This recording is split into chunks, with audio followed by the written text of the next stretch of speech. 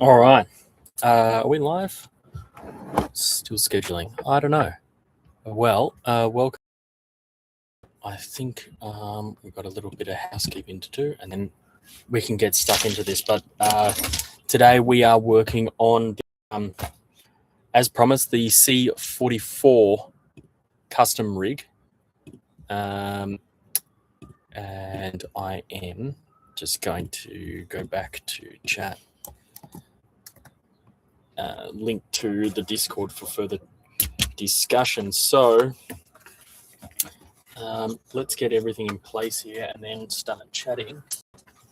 Just make sure I've got all the parts ready to go, because it's going to become like a rubbish bin as we unpackage everything. So we have got the WPL C44 here, straight out of the box, right? Ooh. Straight out of the box. And we're going to be doing a custom build right out of the gate. I've had a quick look at this, nothing too extensive. There is going to be some serious modifications going on. And some things that I've missed in videos I've made before that I wanted to cover in this video. And I hope to do sort of an extensive explanation for what needs to happen. Certainly, like when you're installing a gearbox like this, look, I've opened it up, and that's all the grease that they put in it. So we're going to go over greasing gearboxes and differentials using something like this. This is a great product. Let's see if I should have plenty left. Yeah, so it looks like this. It's a very thick grease, which is great because it means it sticks to the gears. But since that these gearboxes come with some grease on them, we don't want to get the two mixed because they can react. We're going to go ahead and remove what is in here. And that doesn't even want to spin. So I'm going to actually, so the best way to go about this is to, hold on. I'll explain what's going on in just a minute. There is a locator pin inside that front, and you have to match it up. Many a headache learning how to do that the first time. But I just want to put this front. It's usually easier to start with the rear of the gearbox. So I'm going to go and do that. And I will show you. I had that open, had the front of the gearbox open so I could test the motor that I'm going to put in there. It turns out that motor's drive output is slightly too long for this gearbox, and that's what I wanted to test because I knew that going in that's a common problem when you're buying a gearbox for an engine for this gearbox. It's a common thing that they're usually the drive output of most aftermarket motors are too long. Anyway, I've just opened up the rear of this gearbox,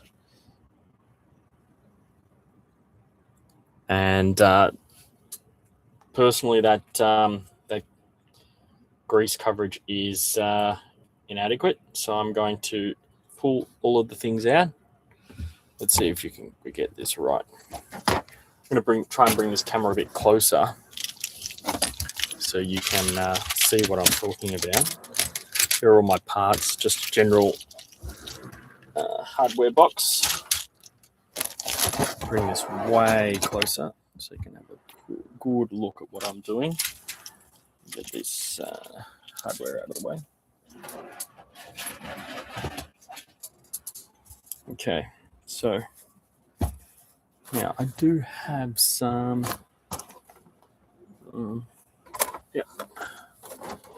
Fabric rag is better for this activity than paper towels. I've been wiping my fingers on these, but I'll leave that for that.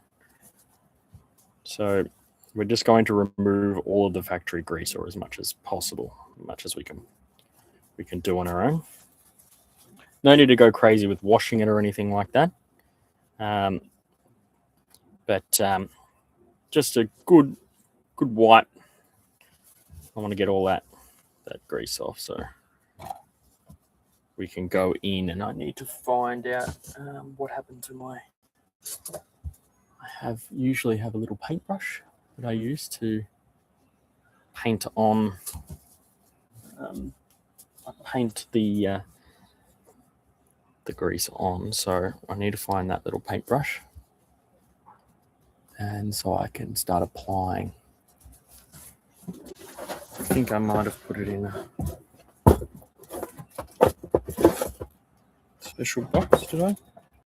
Box long enough for it? Can't remember exactly what has happened to that, which is going to be a little bit frustrating later, but maybe we can find a... Oh, found it. That's good. That will be useful later, so just trying to get as much of this grease off as possible.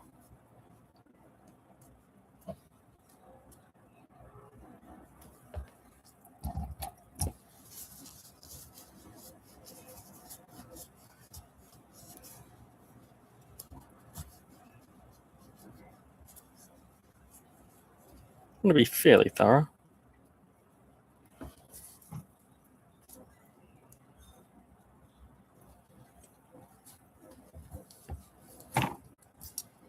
Okay.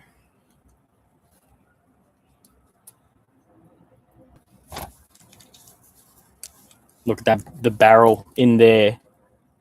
It's basically, it's basically bone dry.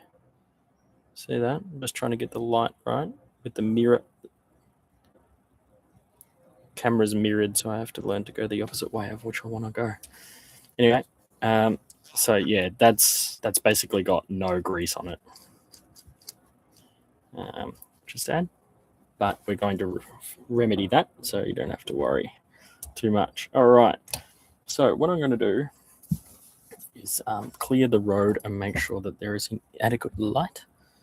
Let me see that. Get some really good light over here. All right. So I'm going to get my little molly coat over here.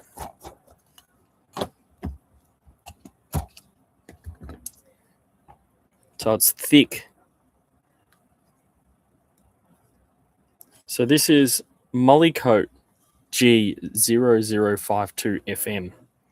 Now, why do I use this specific one? So I looked up what compounds all the professional common RC greases are made of, and all the sort of professional grade ones are made of the same stuff. I'm not going to try and bore you too much with grease compound names and whatnot, but greases are basically an oil that's thickened by something, like emulsified oil.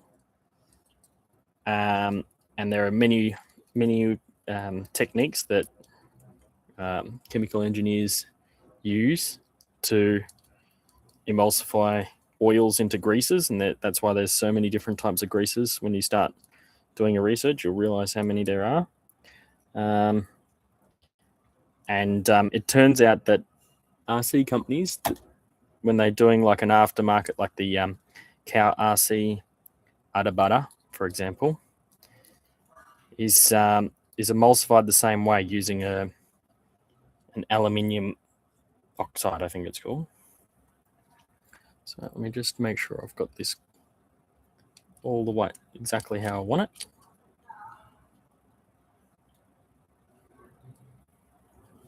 It's good. So just double checking how everything fits together.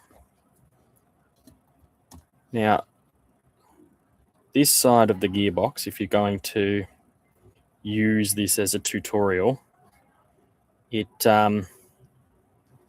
doesn't need a heap of grease.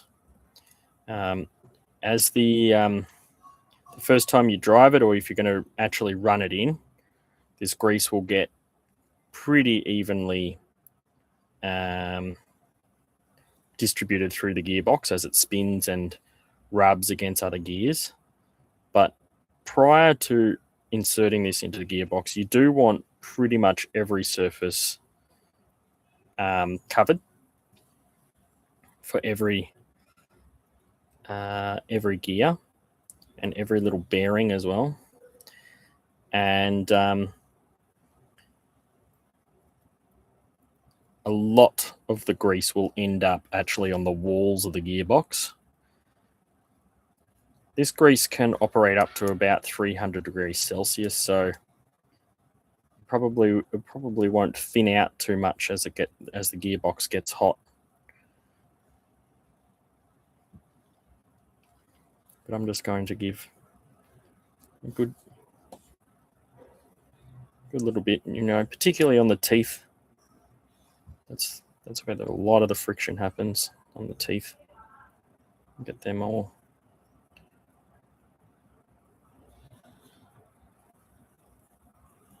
filled up. A bit on the shaft. Don't need to go crazy on the shaft. I'm going to slide that back in there. And there's a little, can you see in there that little silver part? They're not bearings, but they are sort of like spacers. And they're not rolling bearings. But yeah, this little, don't forget this little thing. I'm going to pop that in. Oh, it might need to go in before that gear.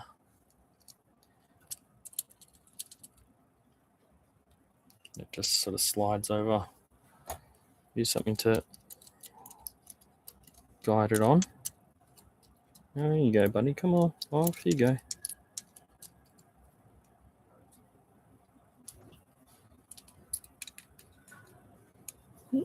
Why are you not going in? There we go. Just slides in like that. All right, and then we're going to slide this gear in, and then this gear will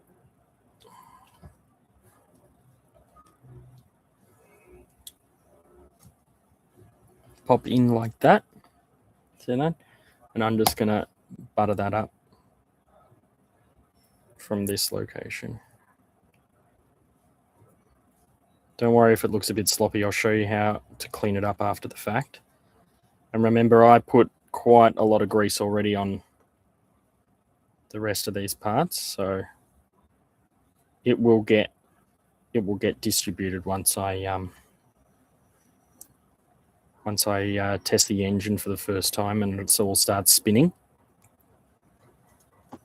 Maybe a little more down there, because it's, when this grease comes off these gears, it's going to go on that little slider, and I want that to be a little bit greased as well.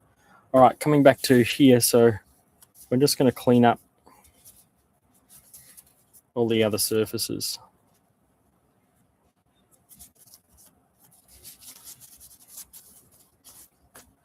And then there you go, it's greased inside there.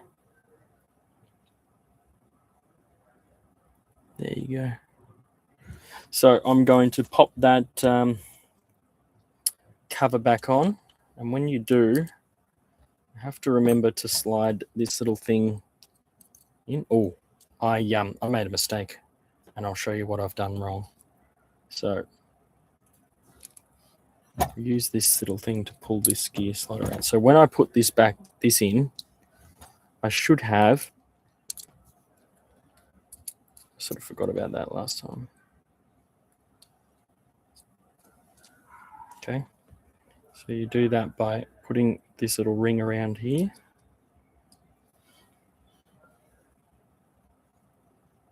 See that? And then you slide that over this gear.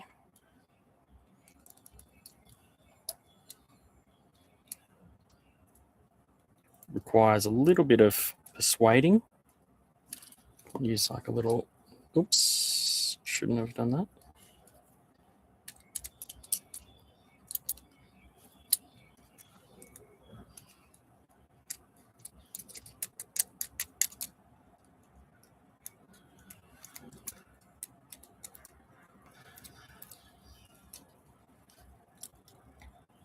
It's got a hex pattern inside, so you just got to get that lined up.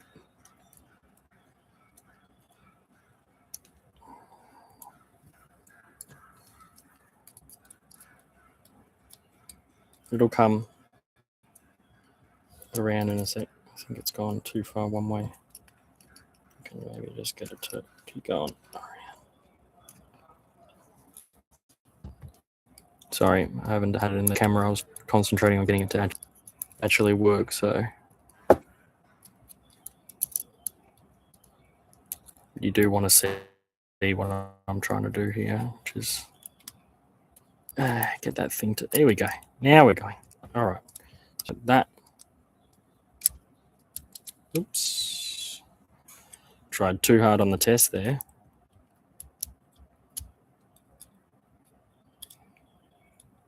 I snookered myself, but that's all right. We'll just do it again.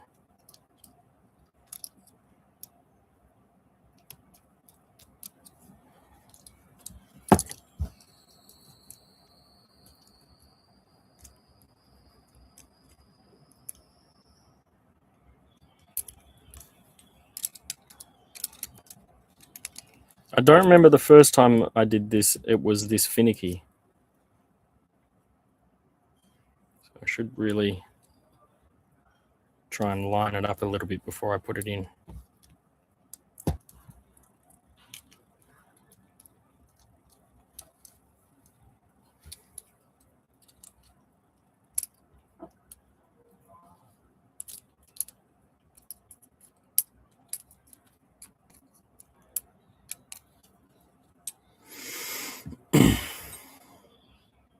Pliers maybe a bit better to.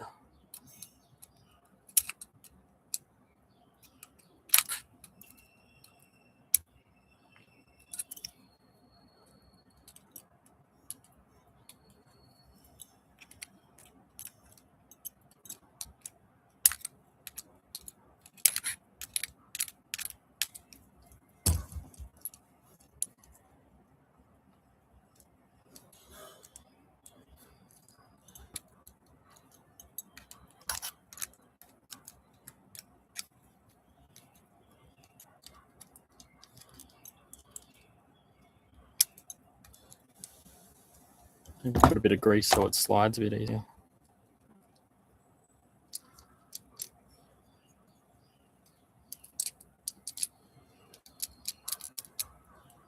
Okay.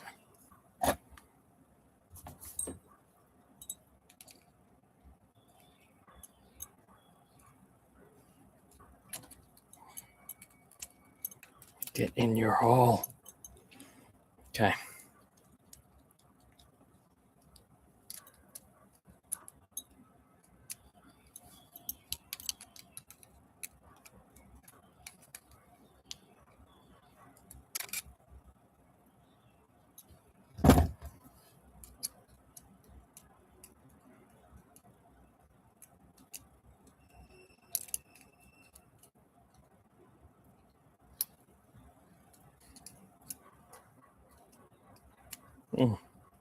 So much trouble.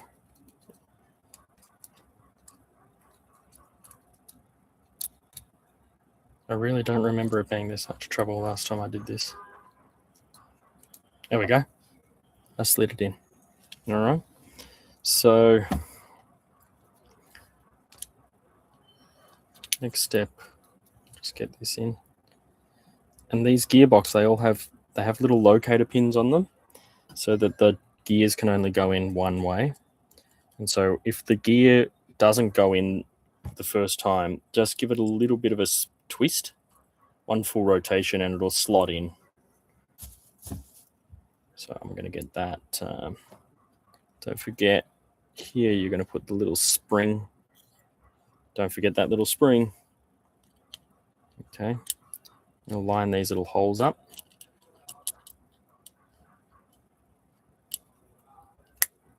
Okay. And we're going to get the screw to go back in here.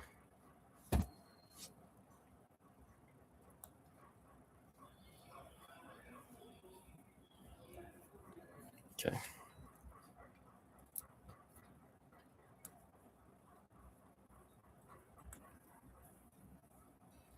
Good stuff. Okay. That's the rear part done. Looks like it needs a bit of a tightening, so I'm going to get a handle.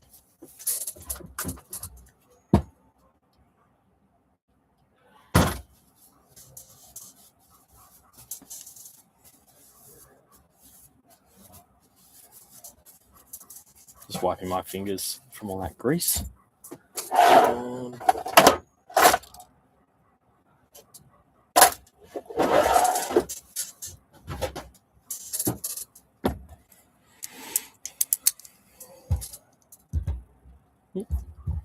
Let's get a bit of a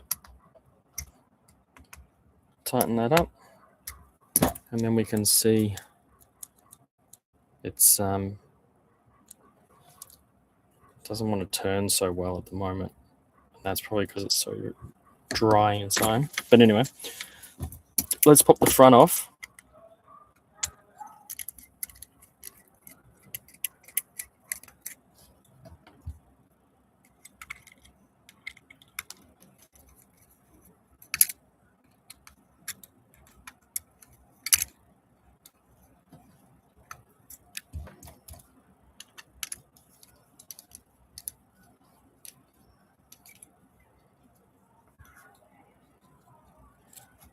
Have a look in here at the situation. So again, let's just clean all this up best we can.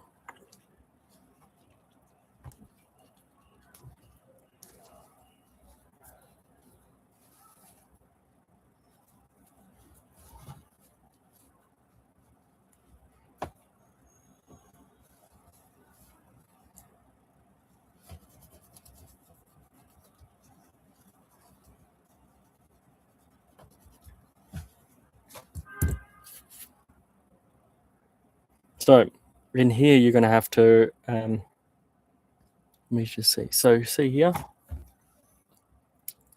this little grub screw. You're going to have to unscrew that to get this out. All right, now it's coming out. We just want to make sure we remember where everything is.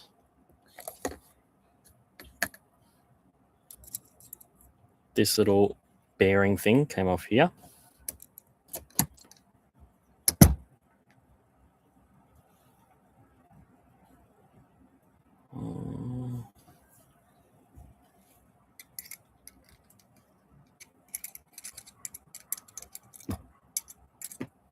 Okay, let's get the body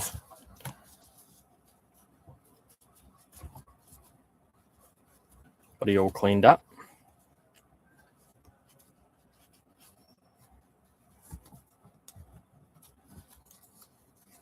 Okay, so that's the shaft from the top one, and that's the shaft of the one we just did. Now, you go in the order that you want to put them back in. So let's do this one first. This is the center gear. And take these little bearing things off, and so that your rag will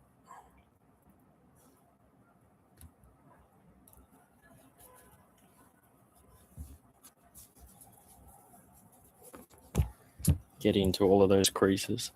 No, it's not great that the gearbox comes with this grease, and you have to do all of this. But at the end of the day, they are very cheap, and if you want your rigs to run as best as they can, it would be better and prudent of you to do this, and really just, you only have to do it once. You may as well do it while you're building the car.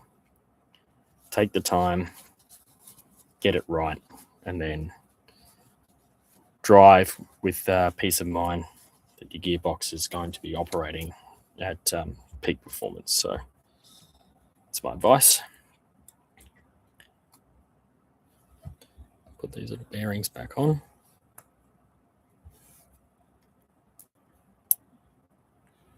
Okay, so I'm going to put this back in.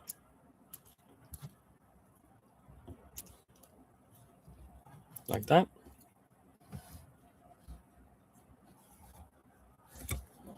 These are a little fiddly to sort of put all the grease on and then put them in. So I normally put them all back in and then sort of paint the grease on and hopefully can spin it a little bit. I'll show you what I mean in a minute. Just try and get some of this grease off here.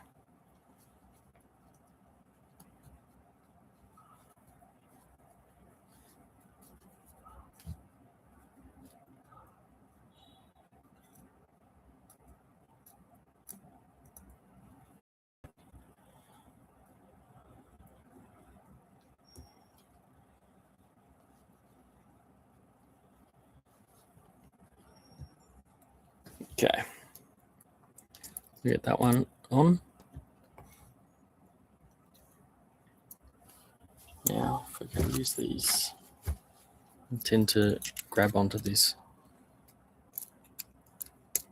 It doesn't really want to spin because of a little grease that's gone out.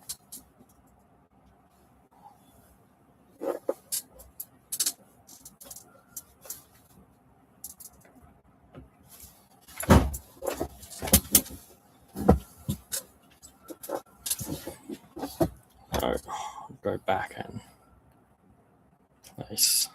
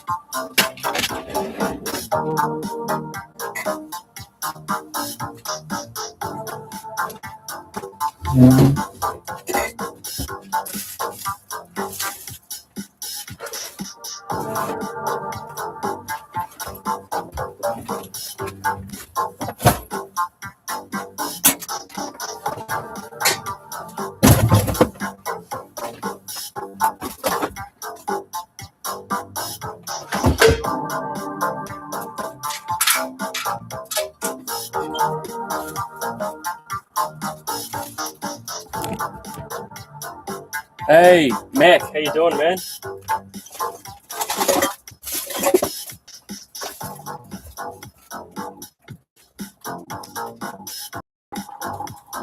I dropped something and it fell down here, I think.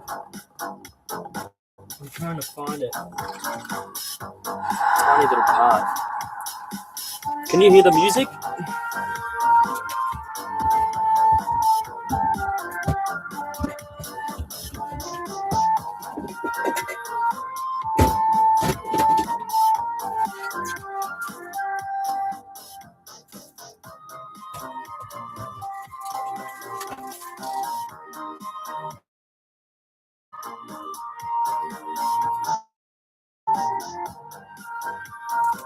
Okay.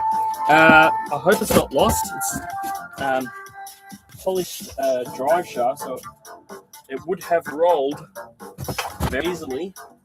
So it's forced me to do this impromptu sort of declutter. There's a few normal places those sort of things end up, so I sort of know where I'm looking.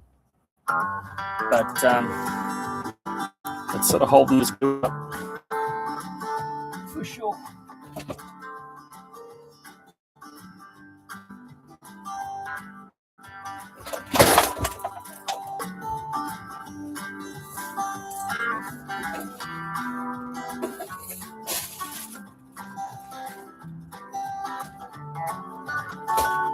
This place is also way smaller than what looks like on the camera.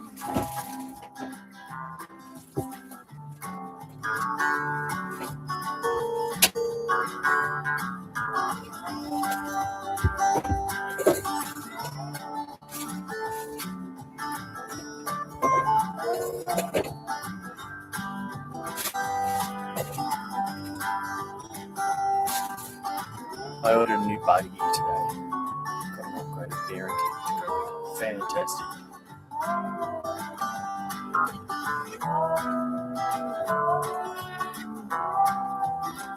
Nice one. What sort of buggy is it? What model? What brand?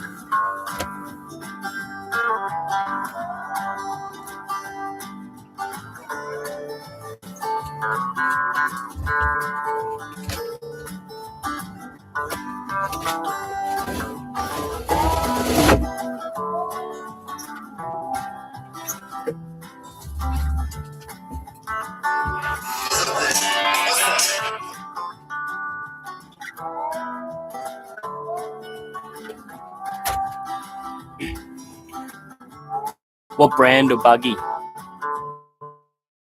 Or and what model?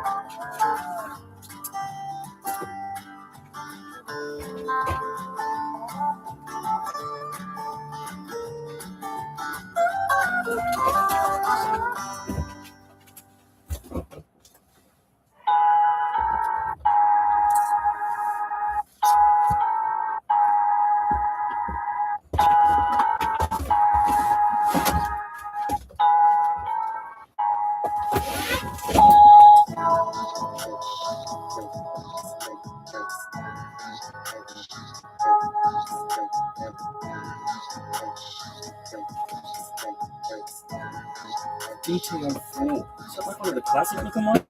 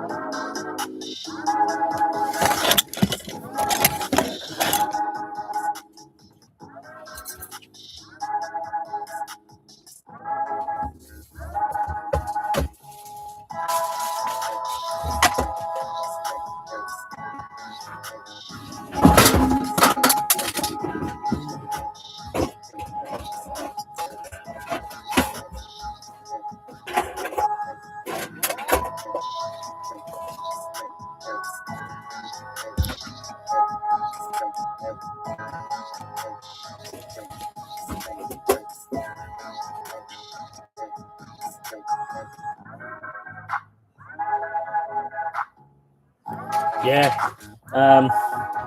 There are plenty of resources out there for all sorts of things but some of the less popular models, people don't tend to make videos about them.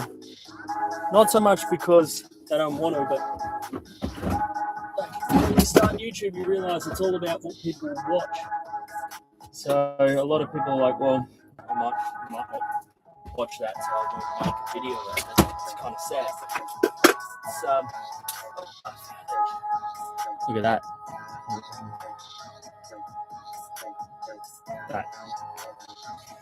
That's good.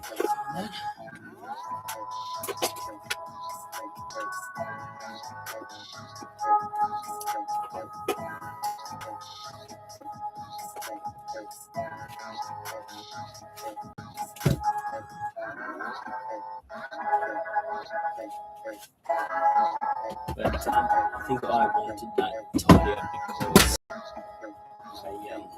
I still wanted to remove this anyway.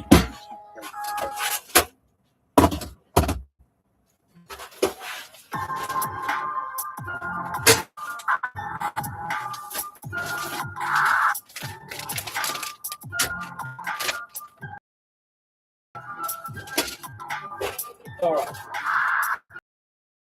Doing that job. Very.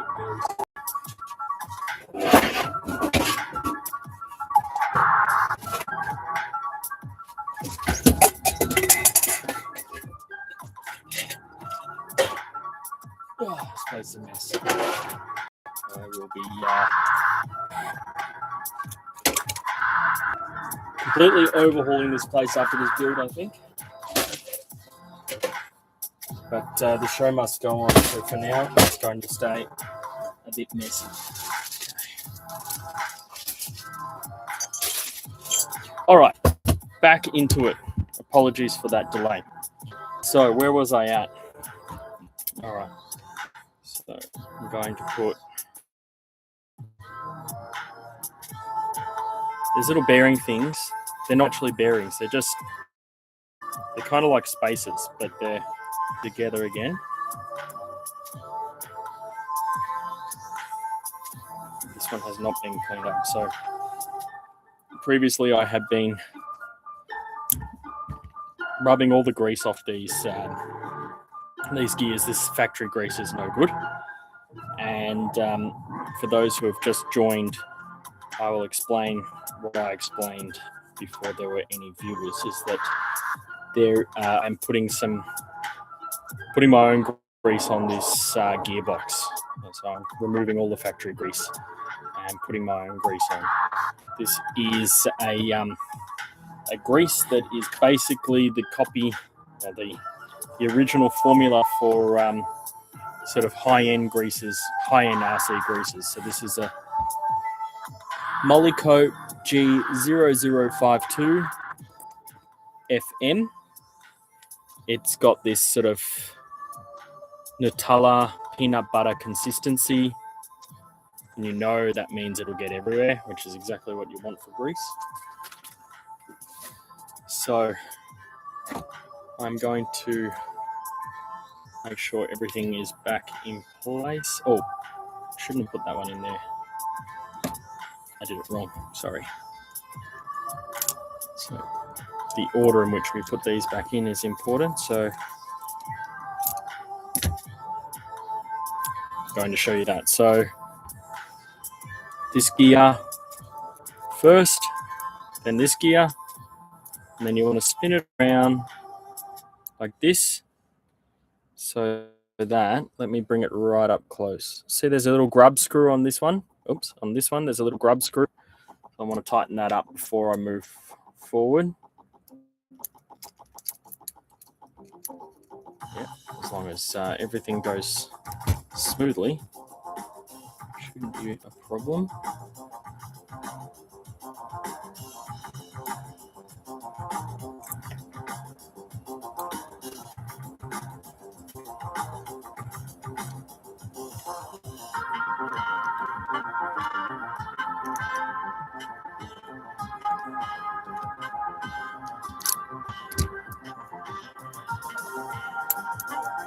Okay, put the little cap on.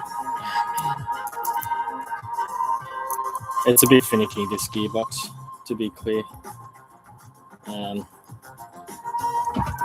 But yeah. So what's the first upgrade for the Tamiya mech?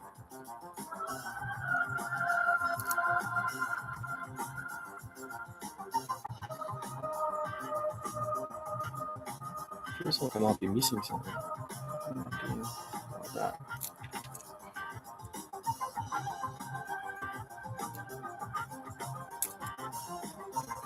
Yeah, this one.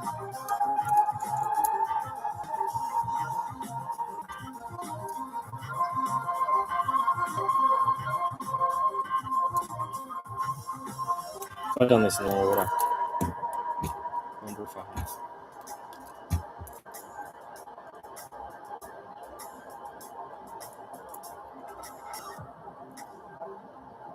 These are exactly the same gear. I've done this the wrong way around.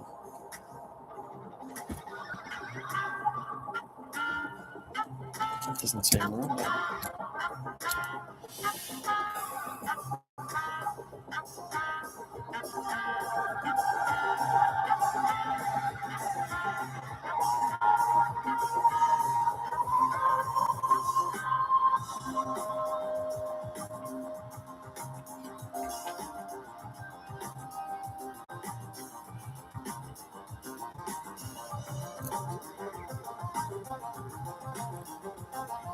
Does a motor count? Absolutely it does.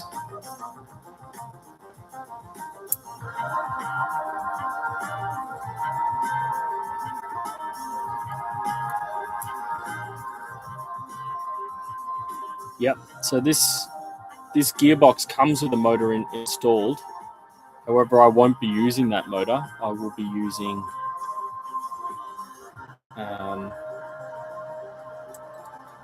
oh, I remember what I've done wrong. I think so. I think I remember. How does this work?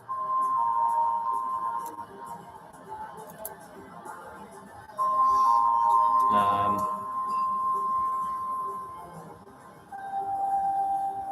think that one was not.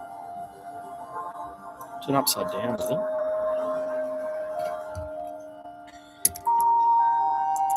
Maybe it's upside down, that's why.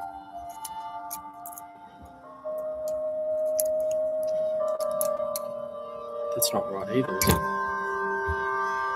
Man, I should pay more attention when I'm pulling these apart. Sort of forgotten how I did it last time.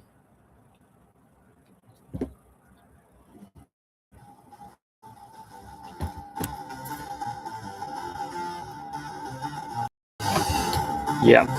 So motor upgrade, absolutely. Yeah, the simplest would be to put. That's about as low as it can go. Is that still too loud? Because if it's obtrusive, then I can turn it off completely. So just let me know.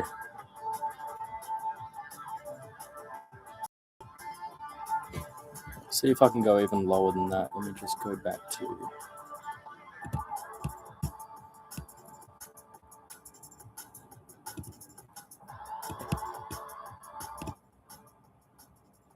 Oh no, maybe that's better.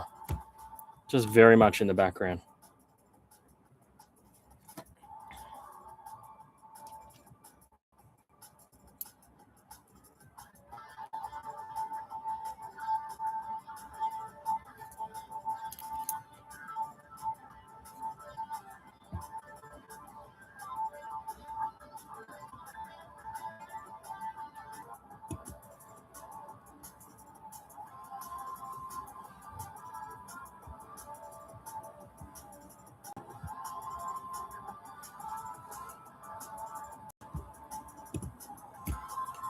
Yeah, sorry about the video lagging. It's to do with being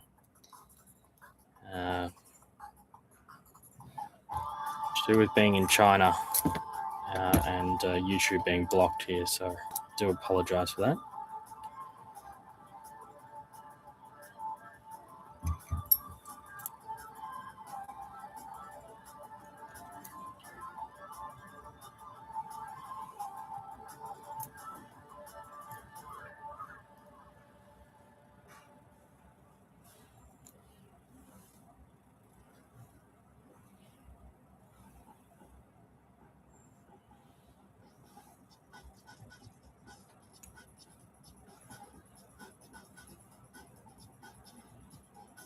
I'm just having trouble remembering how I pulled this apart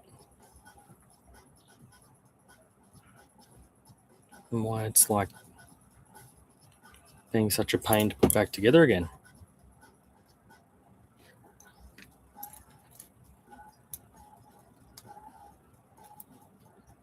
Don't really feel like opening up the other one to have a look, but it's just.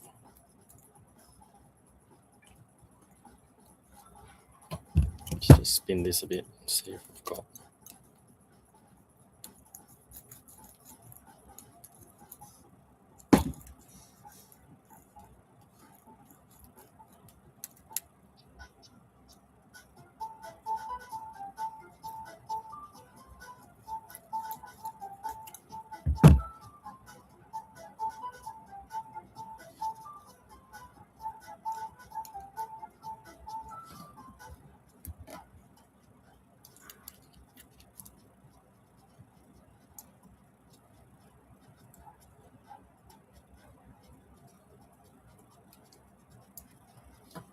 So look at this one. Why is that?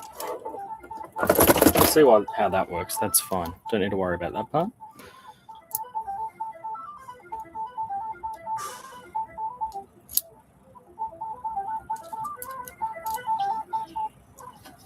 Quick look at this. Bear with me.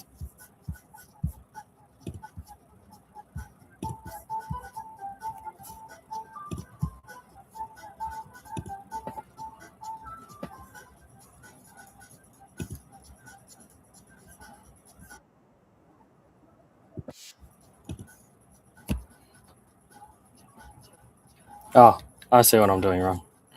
I'm an idiot.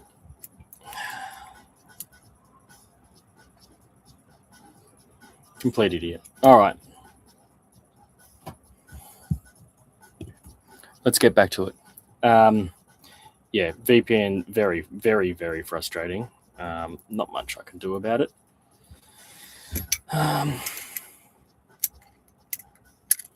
But let's get on with this show while we can. Because I want to get as much as this done as I can today. There are a few small challenges, as you'll see if you can hang around.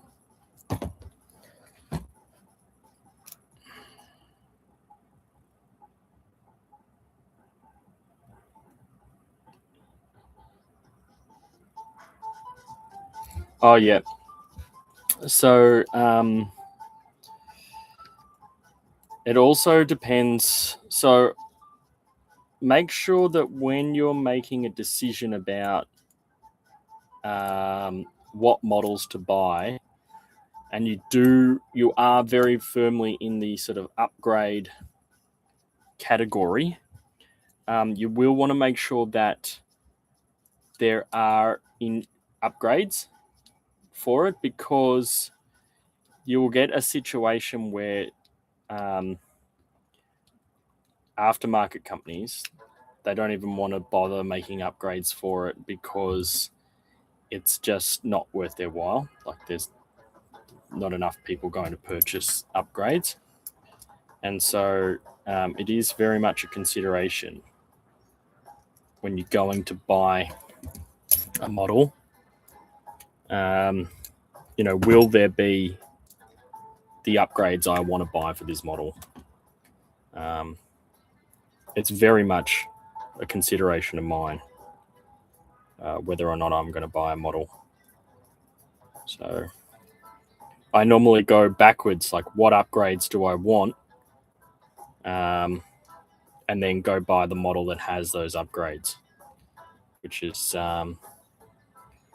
for a long time I didn't like the TRX 4M until I learned that you can actually get a specifically made trailing arm kit to turn it into a pre-runner.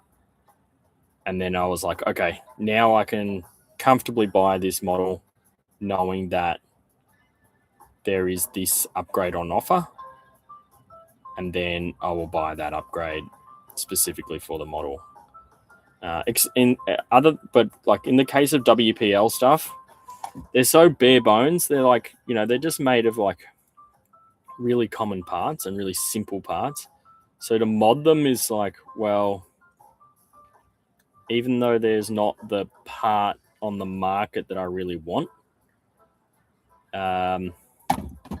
you can sort of get it, like build it yourself in many of the cases. And also they share components with, like, MN, for example. So you can just go to another brand and buy an upgrade and sort of make it fit, which is always, nice to have.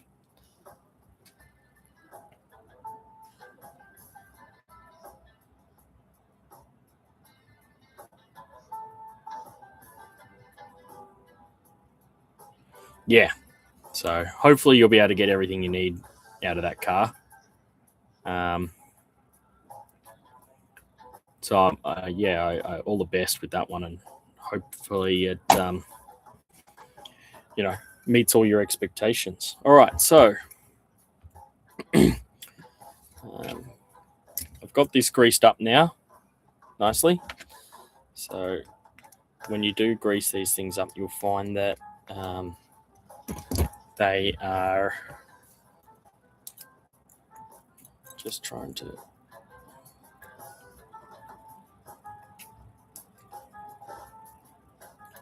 get everything a bit seated.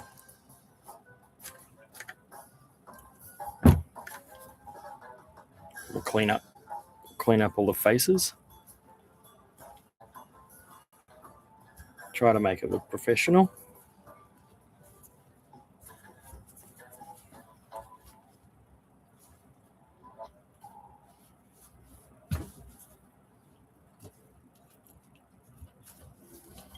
Okay. I've got plenty of grease in there. As this thing starts spinning, it will it'll sort of place all that grease where it's needed. Just trying to get this. Okay. So we're nearly there. There's still a couple of things to do. Now this, I'm going to put these screws in temporarily and not tight, just enough to hold this case together. There is one more gear you actually have to do. So it's very thoughtful, this gearbox. It puts the outputs in reverse, which is pretty uncommon in this hobby. Most of the time they just both outputs spin in the same direction, and it gives a lot of models torque twist.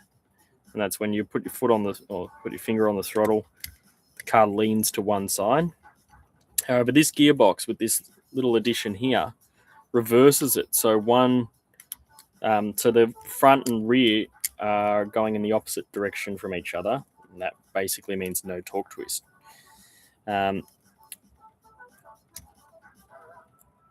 Oh, well, yeah, of course, Tamiya, I mean, one of the biggest, one of the oldest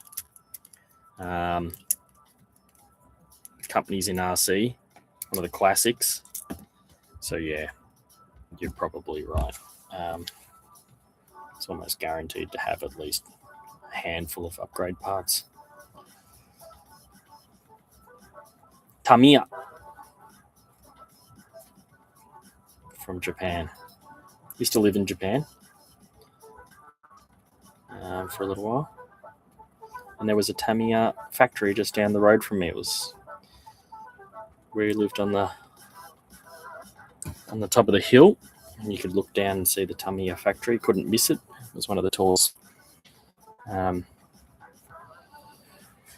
What exactly did you do to the gearbox? I'm pulling everything out of it, rubbing all the factory grease off, and putting my own grease in,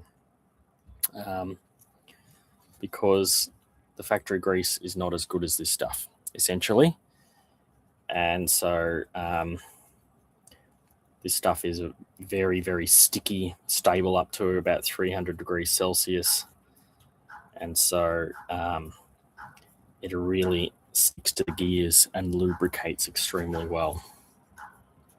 So the idea is to just I'm going to put this back here. Okay.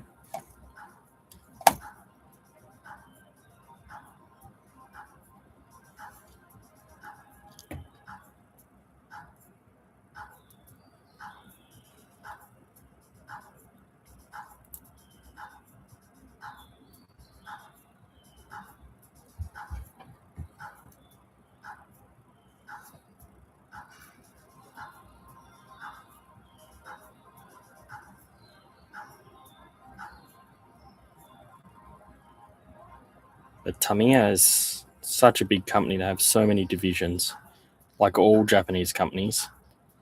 They just put everything under one name. So yeah, it could. I have no idea what they were making in that factory that I live down the road from, but could have been model kits. It could have been paints. It could have been RCs.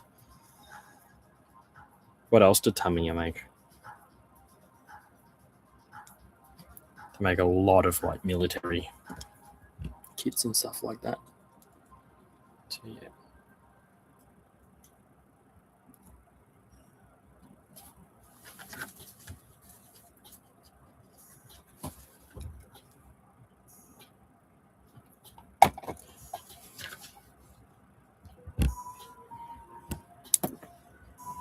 So return this housing and put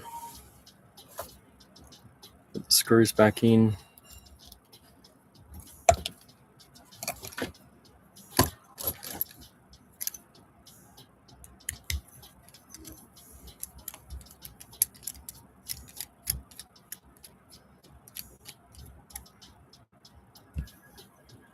Really?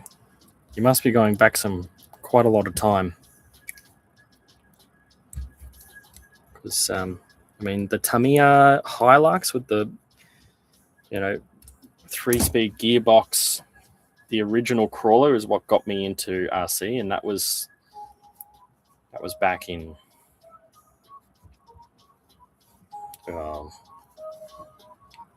maybe 2009 or something like that. And it was old then, that car. And expensive, very expensive.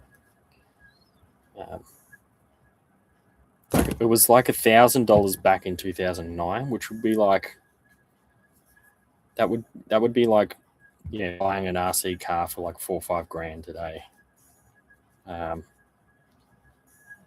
Yeah.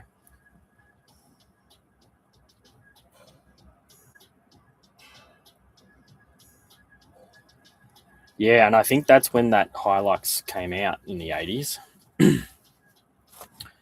All right, so as far as I can tell, it's fully greased. A little bit concerned about some of the parts here, how tight everything is.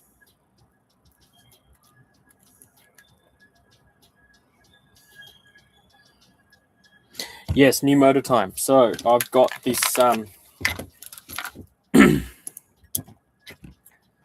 this little brushless setup.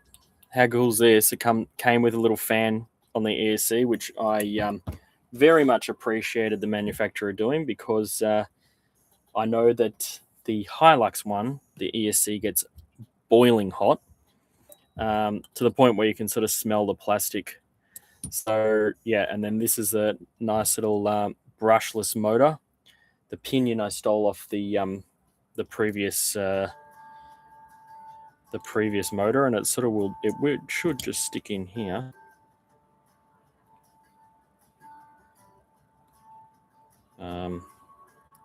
Yeah.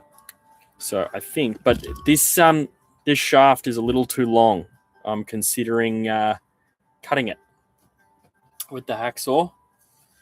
The other option would be to put some little spacers on, but I don't think with all the torque and everything that will be advisable.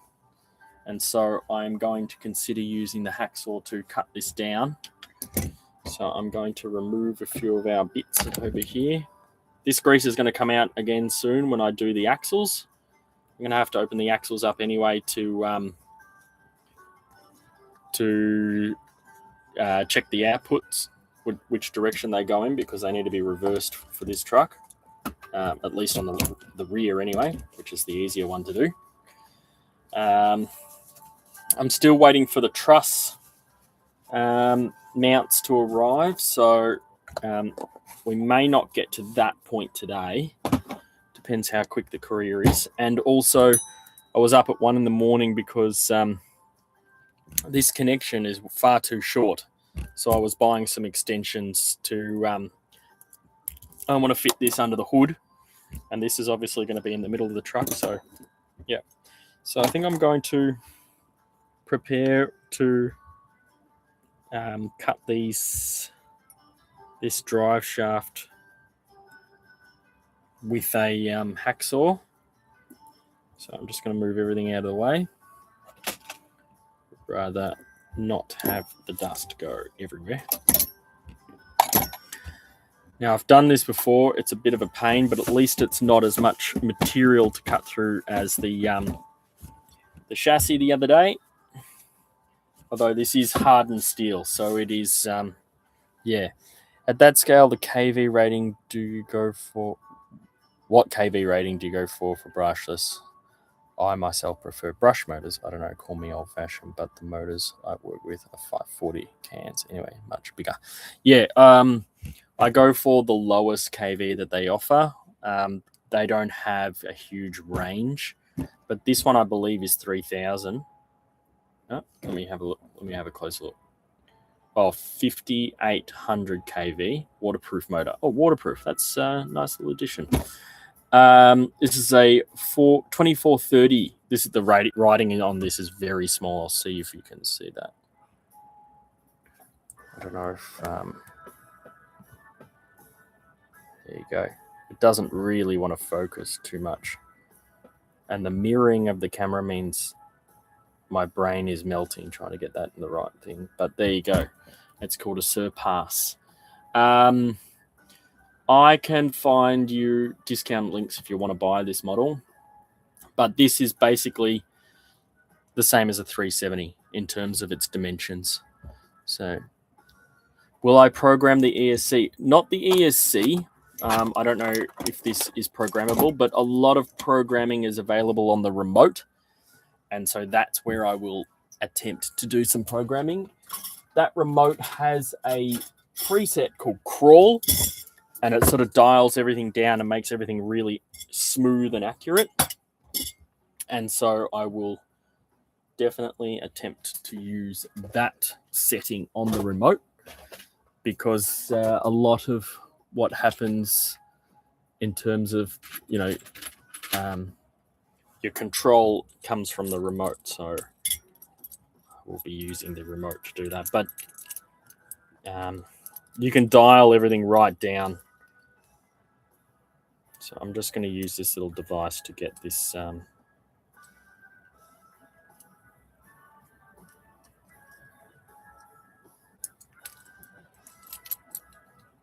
This device. This is probably the smallest pinion you can use with this device, so it doesn't really line up super well. Super frustrating sometimes, but there we go. I think I can just get it off. It has to be dead straight, otherwise it's not going to work. I think that's it. There we go. All right, we'll leave that like that for a few minutes. So I only want to take off a few mil of this.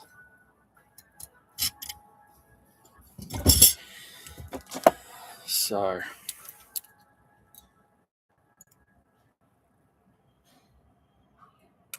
it's probably 2 millimeters too long for that.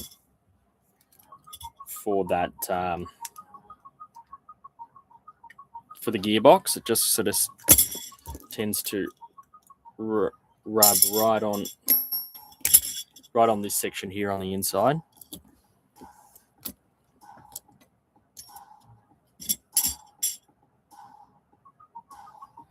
Oh, that's good to know. Yeah, I just bought this because it was essentially this this engine. They won't outright say this. Hold on, I'm going to stall for a sec. One sec. Man.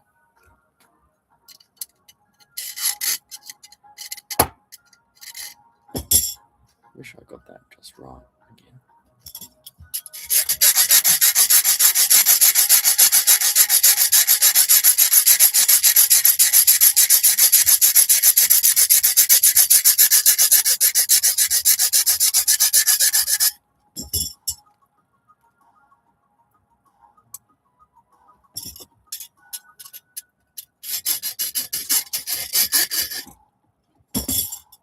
Little hard to get the groove seated.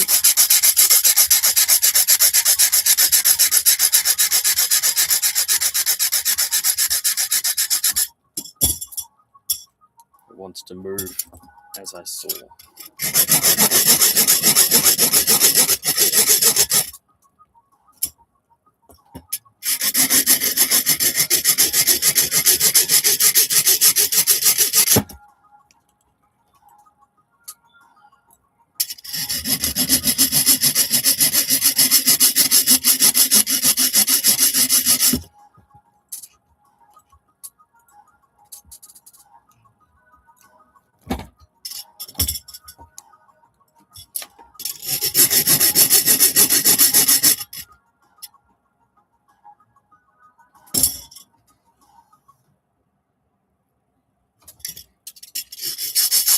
A vise would be nice.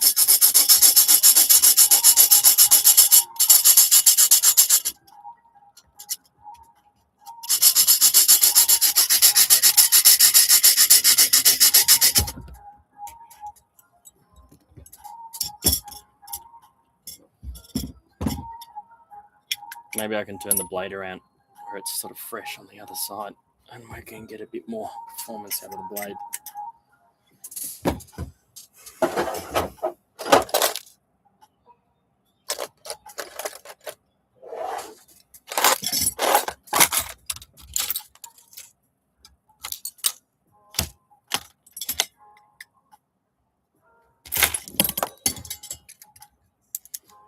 So,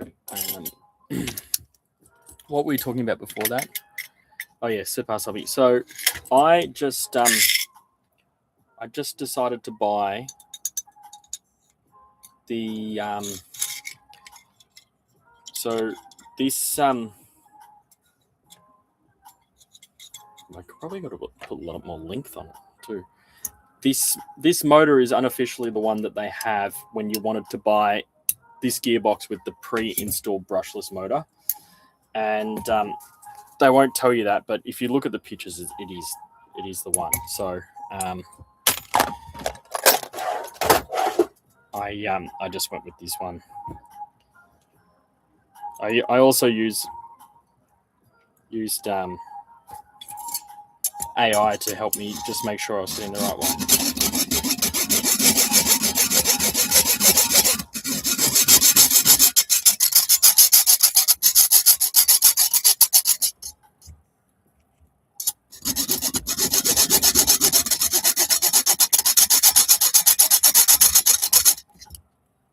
All right, I've got a bit of a groove going now.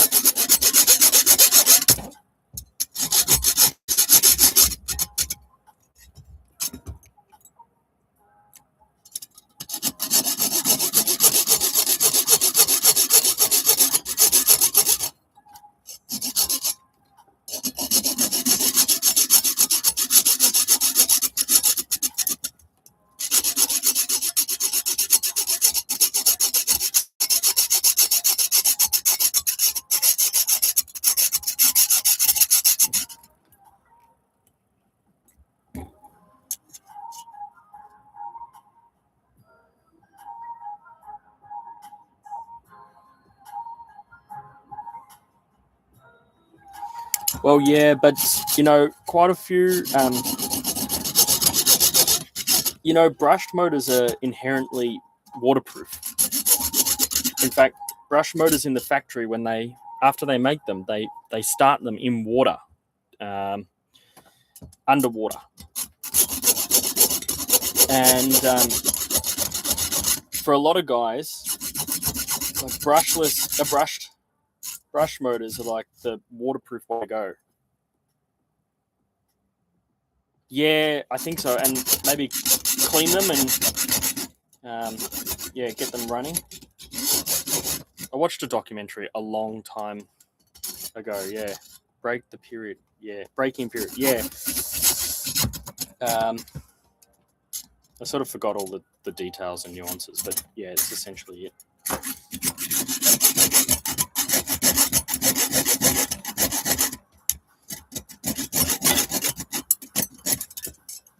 Oh man.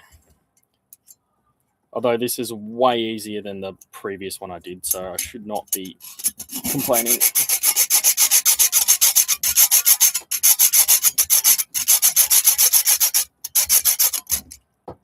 That was a 3.75 shaft. This is only a 2 mil.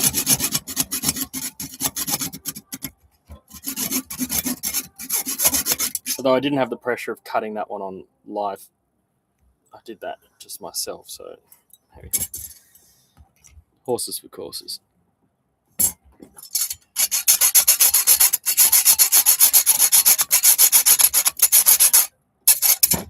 All right, there we go. Now I'm just going to get my file. Just tidy up the end there.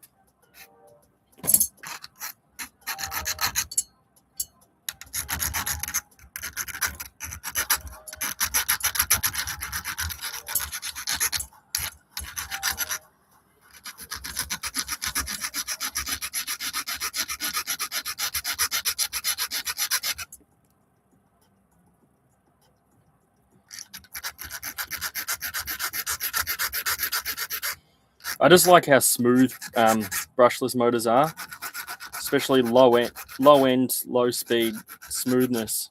I find for crawling is super duper. It's super nice. Plus the torque they have. Like you just personally, I can't beat it.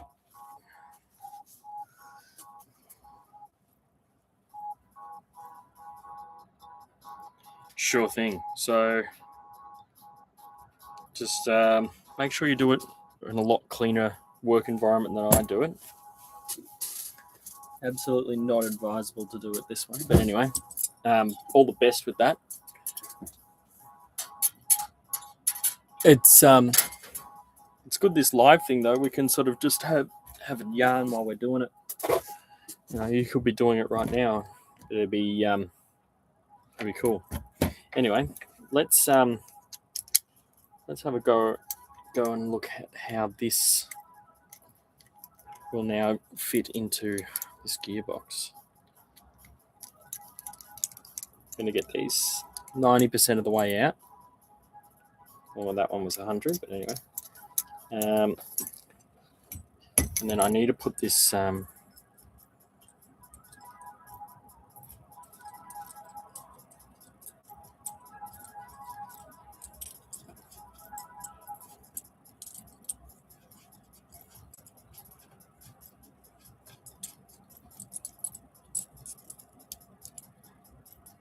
how did I do it yesterday?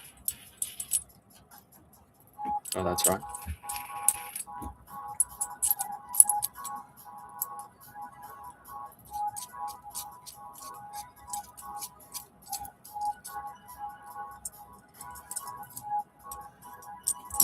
Okay.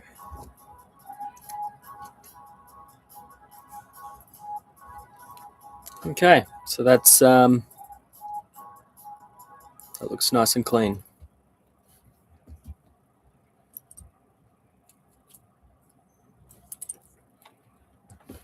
Okay, now we're going to get this seated in here.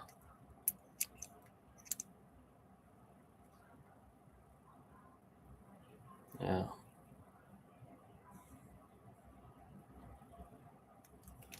just want to get that a slightly lower.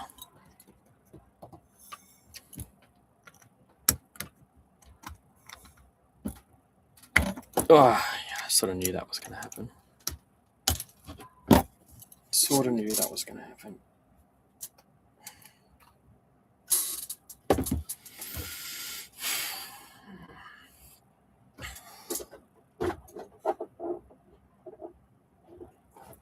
Oh, yeah. Well, if you're so inclined to do that, absolutely. I've never bothered to pull apart a brushed motor. Sorry. I find even the process of, you know, what's it called? The process of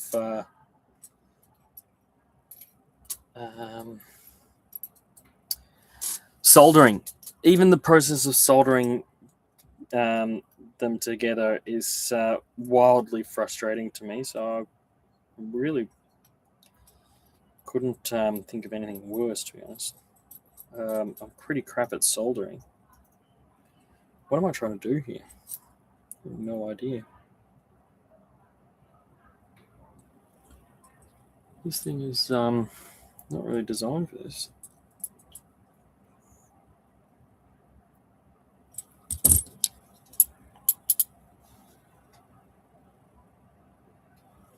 If I were to put this in here, how would it... Okay, well, maybe I shouldn't be too upset about that.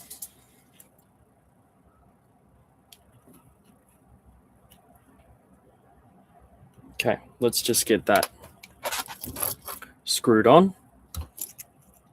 Change head.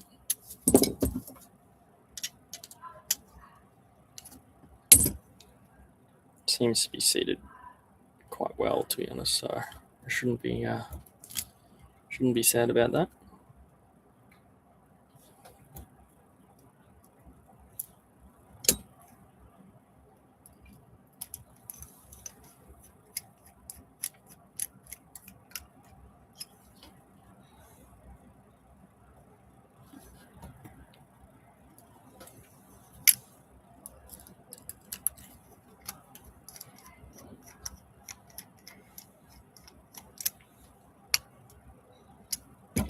Man, I bought myself a really good soldering iron with, you know, adjustability and the lot, and I still can't solder to save myself. I watched that many tutorials. I don't know what I'm doing wrong, but I figured I'm just not good at it. Just can't do it. But thankfully in this hobby there are a lot of ways around that, so I'm not snookered in that regard. Okay, just want to put a little bit more grease in here and I'll show you what I'm doing. So here's the gearbox, there's that pinion. installed, and I'm just going to give him a real good buttering. I grease my gearbox how I like my bread buttered, just plenty. Nothing wrong with it.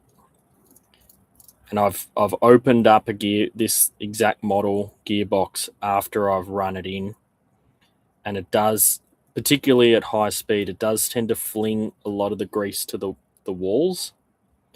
And so I've found that, you know, after a long run in, the grease tends to end up all over the walls and not as much on the gears. And so, you know, a lot of the time they say, oh, don't put too much grease, you'll bind up your gearbox. Yes, on a very tightly made gearbox, that's absolutely right. But on a gearbox like this, not so much. So I'm just going to give it a good buttering.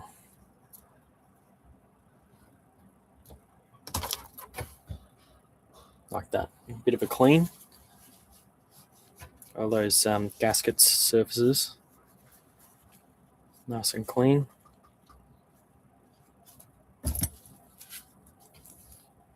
There we go. So that's installed. Next step, make sure everything's in place. Put this on. And what I might do at this point is go ahead and, oops, what am I doing? I'm going to put the whole system together in terms of the electronics. So I'm going to bind the receiver to the radio, plug a battery in, hook it all up, and do a bit of a mock-up, electronics mock-up. I'll see if that that motor's turning that gearbox nice and smoothly. And then if it is, I can just drop it into the car. If it's not, I can make the adjustments now before I have to pull the whole car apart. So one of these new batteries, I don't know. We saw that I was doing, you were here the other day, mate, when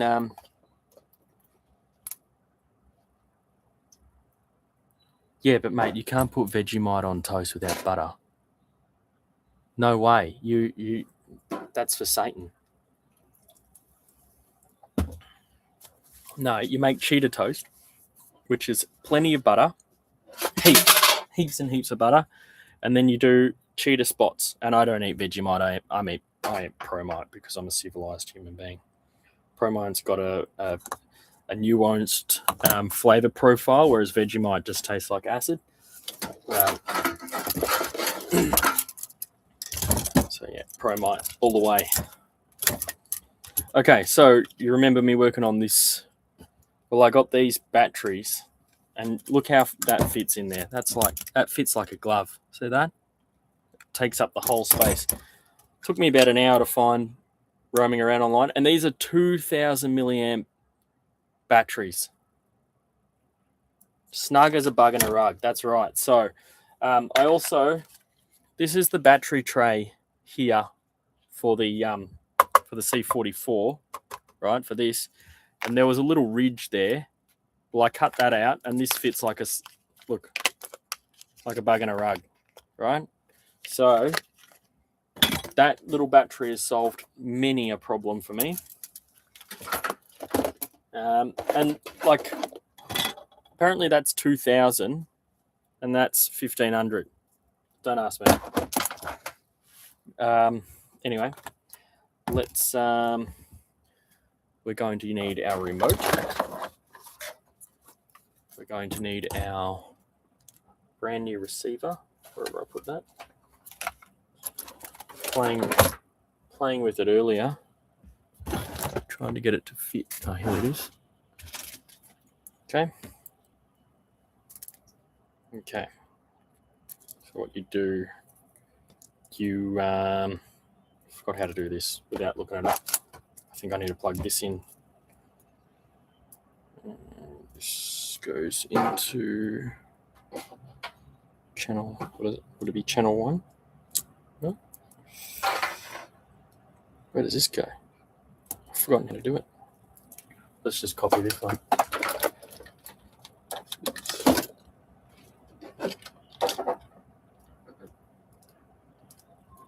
channel 2. Sorry. Channel 2.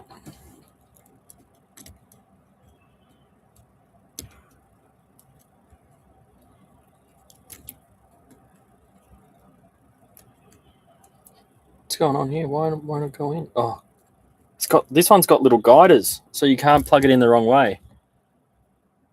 That's nice. Bind plug. Okay.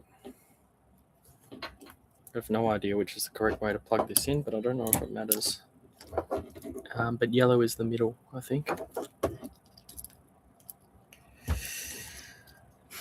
Channel 1's always steering. That's right. You're absolutely right, and I keep forgetting it.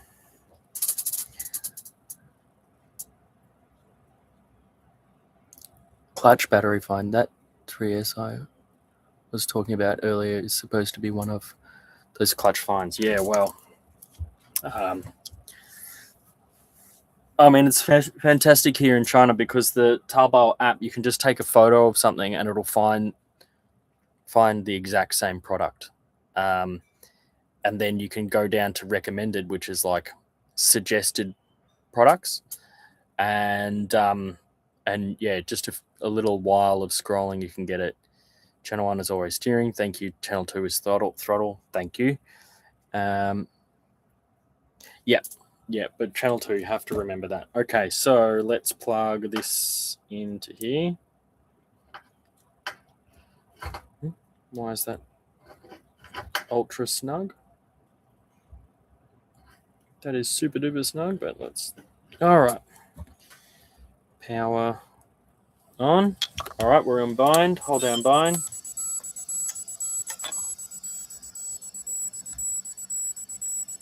Now we turn everything off.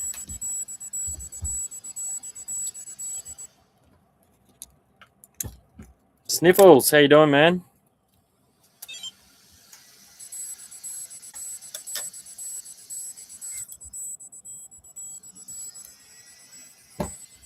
Now I wonder if that's acting up because these plugged in the wrong way. But that little fan,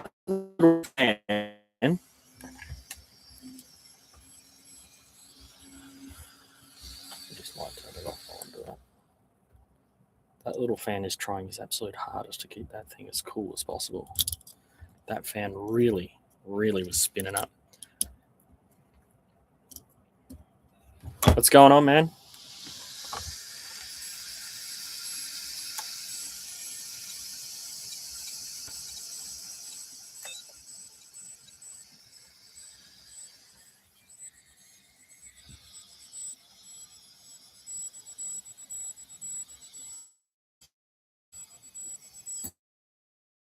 So you plugged in, you're all correct. Why you're not?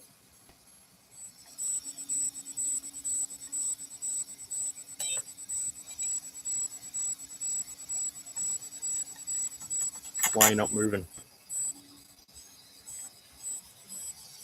Yep, this is a 2-speed. That's the selector. That's the gear selector there. But I'm not getting any response out of their motor. Man, that thing is really that thing is really spinning. That fan there. Look at that go. It's like it's got some torque to it. But this motor is not spinning, and I have no idea if there is a setting.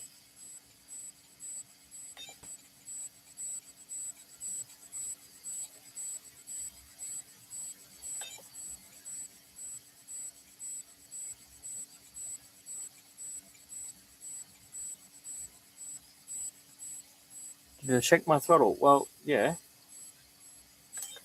Like if I go channel 2,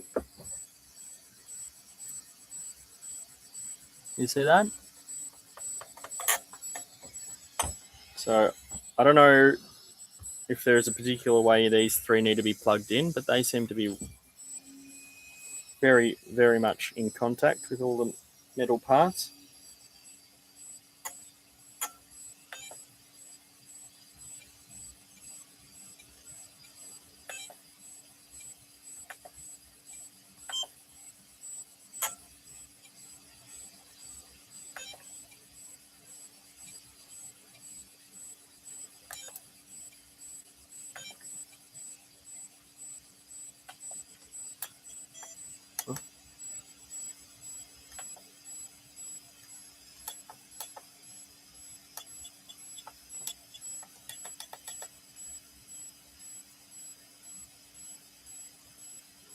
Light looks like to be under load, is it?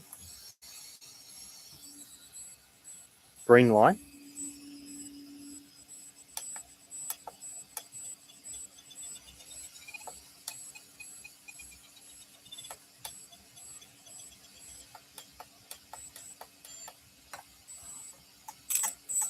Oh, it has life.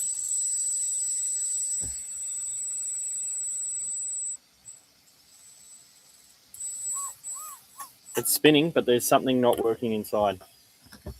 That's what I was talking about. So I think there was too much trim set up previously, and the ESC did not enjoy that in the slightest. So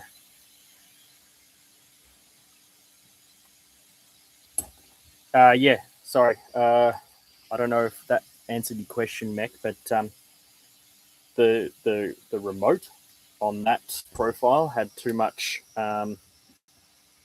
throttle trim. Okay. So here's the problem here. Let's have a look at that.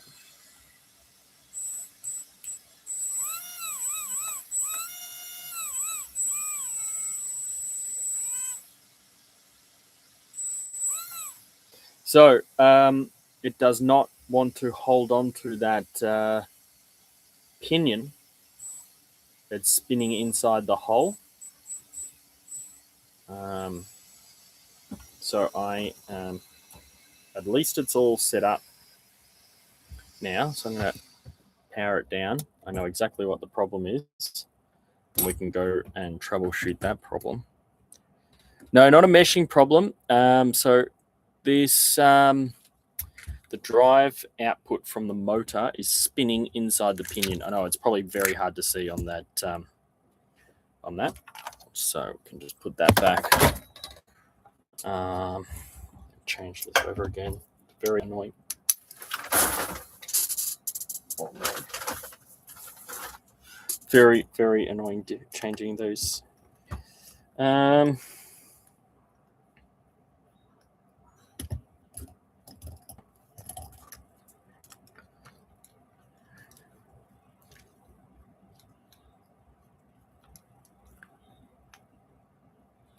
Good idea. Coke in the fridge. Love ice cold Coke. All right. So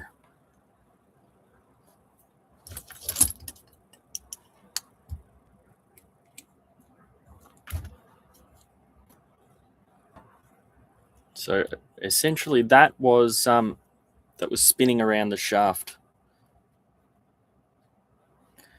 Name checks out, Sniffles. So I don't know what to do about that because these don't have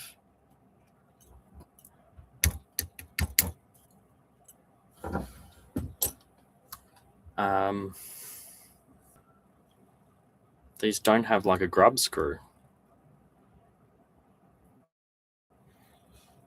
How many teeth? Let's count. That 1, 2, 3, 4, 5, 6, 7, 8, 9, 10 tooth. I don't know why that. I mean, I sort of do because this shaft has a flash for a grub screw, but I don't think I have any pinions that are that small that have a grub screw.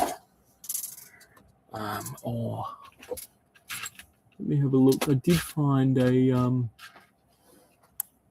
where did I put that? There was another pinion here, but it was a much bigger pinion. Hold on. This one. This is a 13T, but that's not going to work because that is a, unless I've got a sleeve for it, but that is a it's called a 3.175. And there's sleeves, but I don't think that sleeve's going to do anything.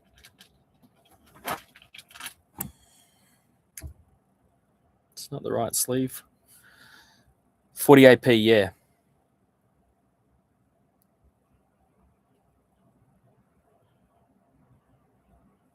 There should be one out there with a screw. I actually did order one, and they sent me the wrong part, and I have contacted them. Where is that part? I've contacted the shop that sent me the wrong one, but customer service doesn't seem to be their highest priority.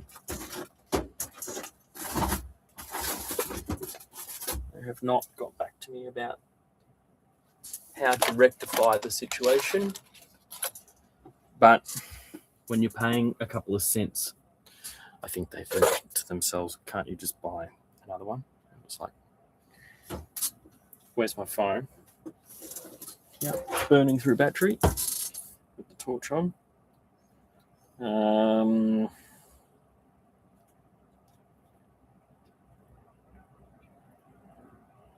hold on.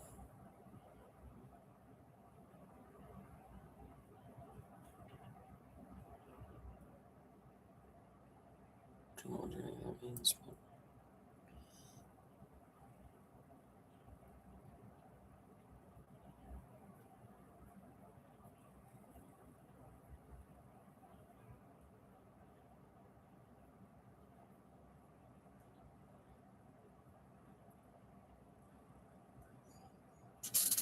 That was the product I bought. 0.2 13T.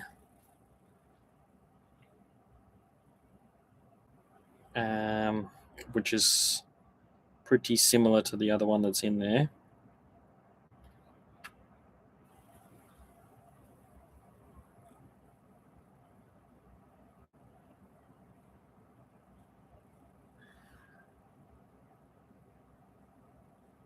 I really don't want to be waiting for a part though to finish this off. I just want to get that.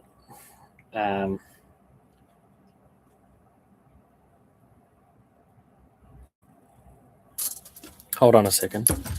There might be something I can do about it as long as I can find that wrong part. So I wonder if that one came with a sleeve inside it.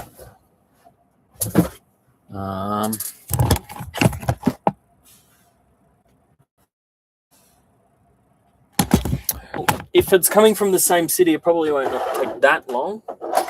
It might just take a day. Regardless, I still don't want to wait that long. But if the one that they sent me, the wrong they sent me, has a sleeve that came with it, I might be able to try and attempt to put this 13T on. I have no idea what box I threw the that part in. Let's just have a look. I thought it was stitches.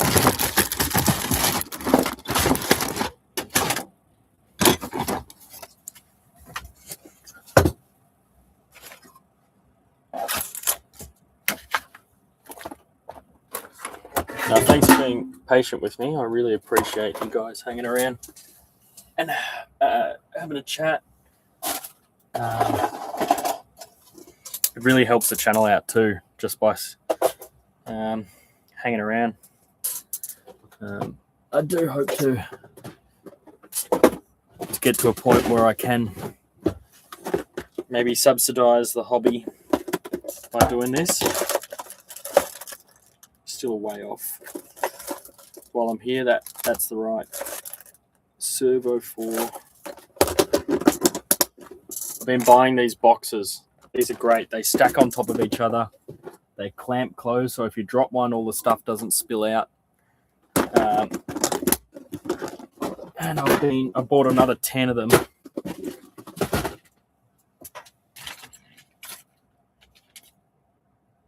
That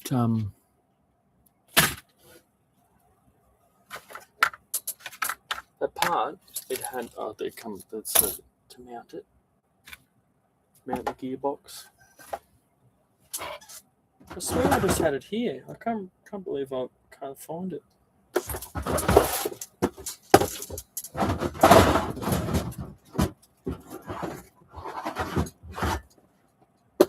Super glue.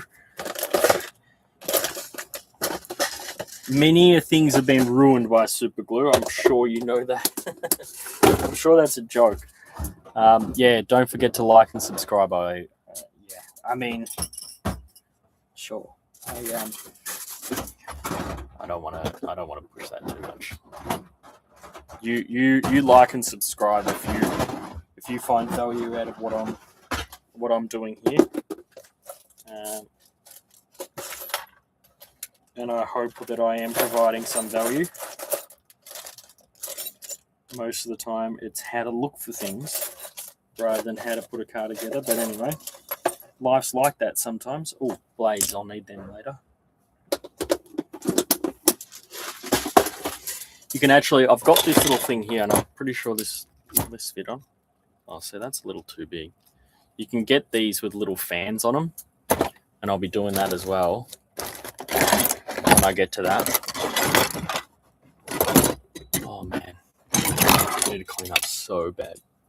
It's just, I'm too eager to get into it and do this, so I haven't spent time cleaning up.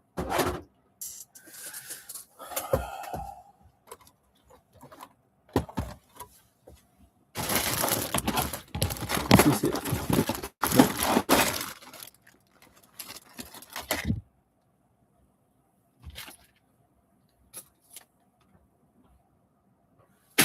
Oh, here it is. Yeah, the mongrels, they sent me a 21T and it looks like it's a 3.75.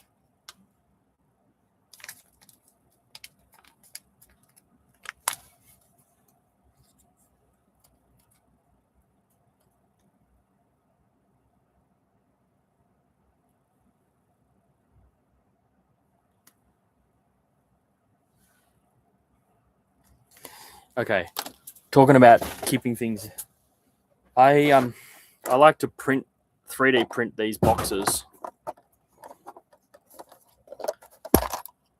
and you can customize them with these little things, and they have these little feet, so they're like modular. They have the little clips there, and then you print these little feet for them so that they stack on top of each other. So the feet sit in those little holes there in the lid. And I just print a new one for every car. I should be printing one now, but it's a lot of setup. I really should do that, but I don't know how I'm going to get around this pinion problem.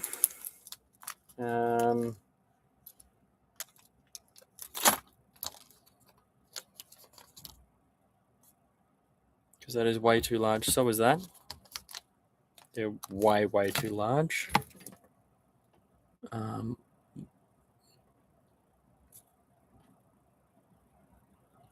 I steal one from another gearbox? But they're not designed to... They won't work. Unless there's a tiny one. Yeah, this is all my motors here.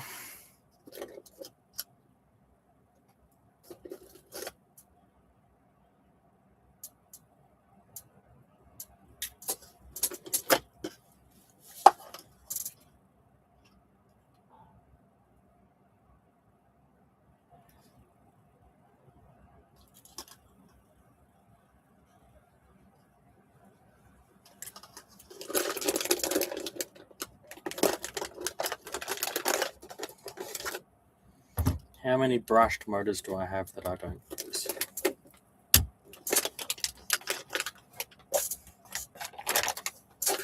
Many.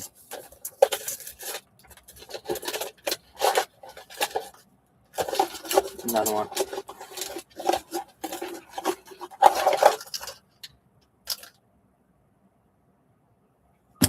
but I don't think any of those pinions will be any better than the one I've already got on there.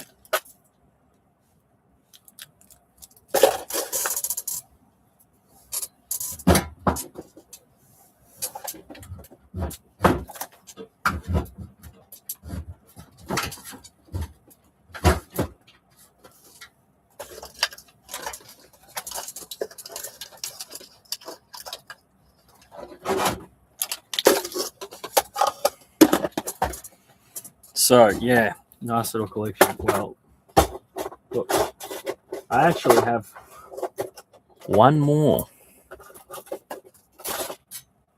old gearbox here that'll be exactly the same as, possibly not that one. It's pretty much the same as that. It's a low grade one. Same thing. But I'm not sure if it's going to offer any more value than possibly this one, because I think they're all going to do the same thing. All of these pinions, I think, will end up doing the exact same thing. So we'll see.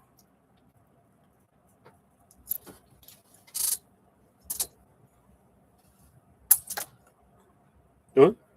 Where the hell did it go?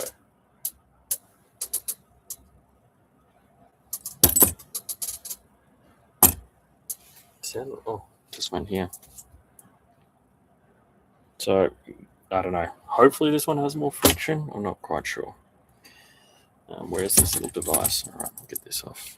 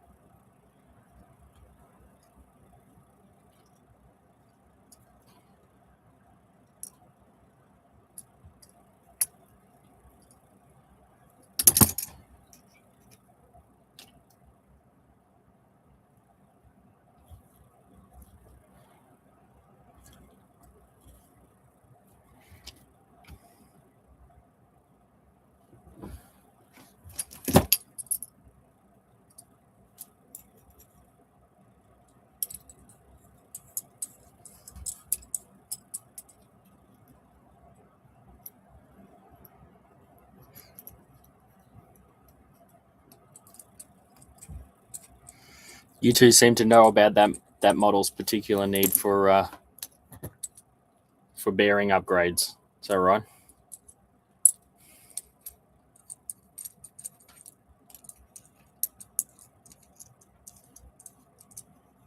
They said that about the TRX 4M. I didn't end up buying the I didn't buy the stock one, so I didn't ever have that problem with the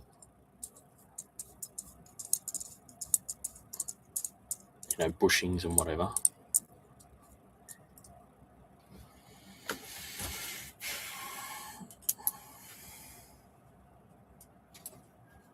Okay. So I'm just going to hopefully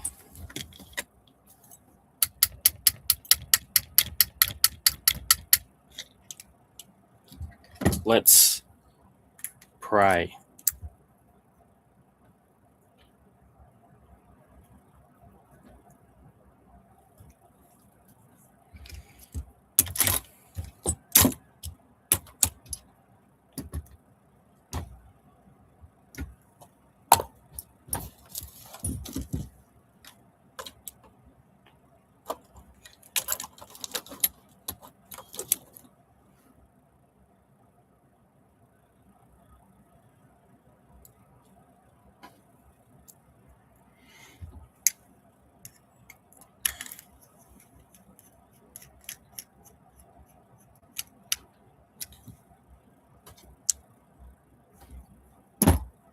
Actually, when I think about it, Tamiya are popular here because there are so many local brands.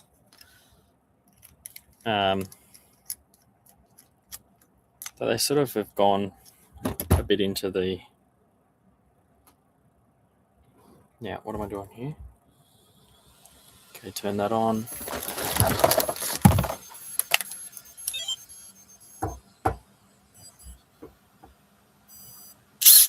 Whoa!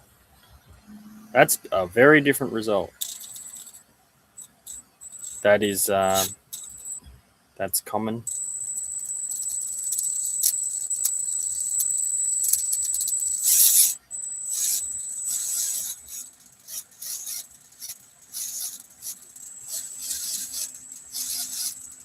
Okay, look at that.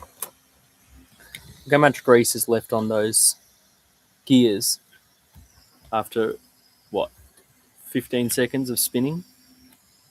It really does get flung to the sides. So bear that in mind. Bear that in mind.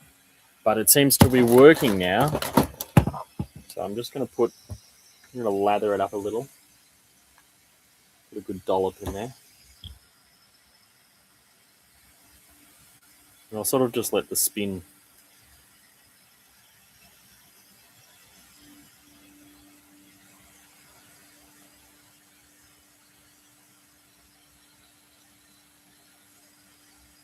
But I'm glad that that works because I can get on with the rest of the build now.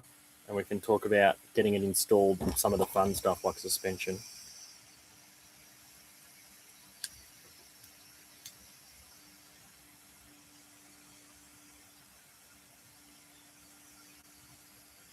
Just with that on, let's just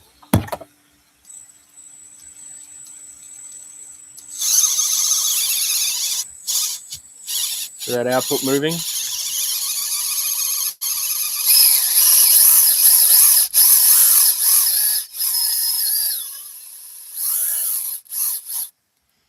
So I think those gears appreciate that grease right now when I give it the beans.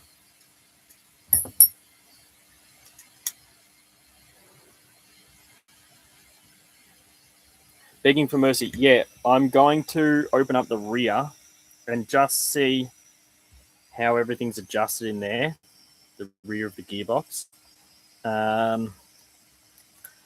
Just see it's got everything it needs in the rear because it can be a little bit.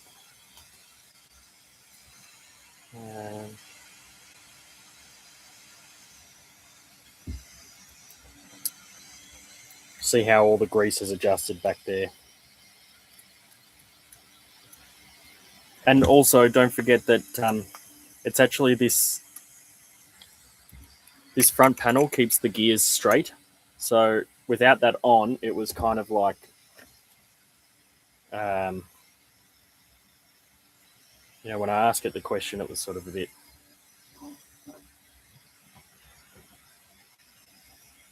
But let's see how it goes now.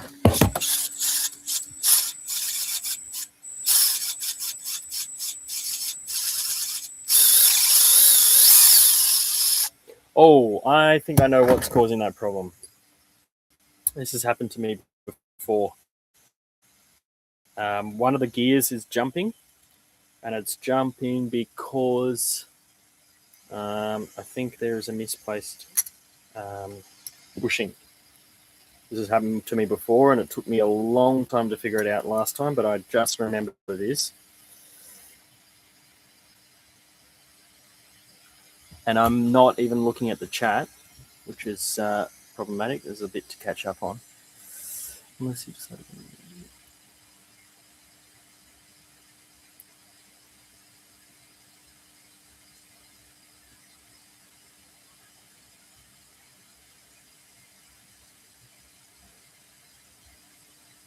C44.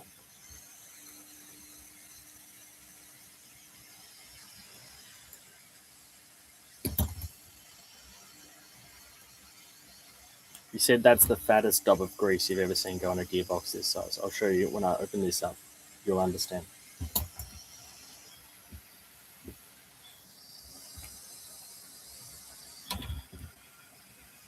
It all just gets flung to the side. And everything else is just sort of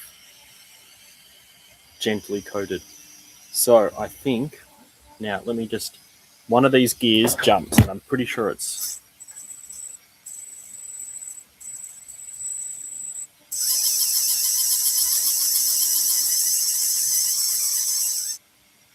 I think it's a slight tuning issue. And I remember think it came from this. So let's just go real slow. Okay. I'm pretty sure it was about just giving a little bit of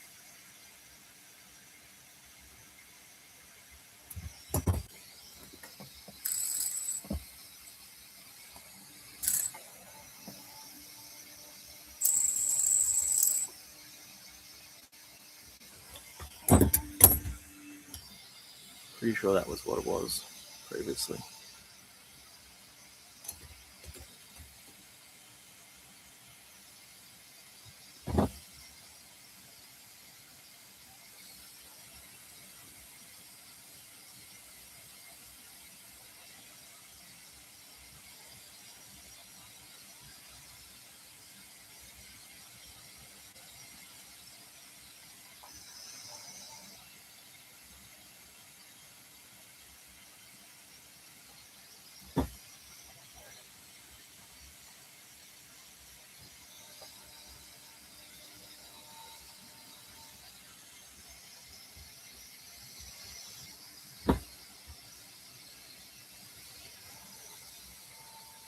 Now, let's have a look. Just want to see that.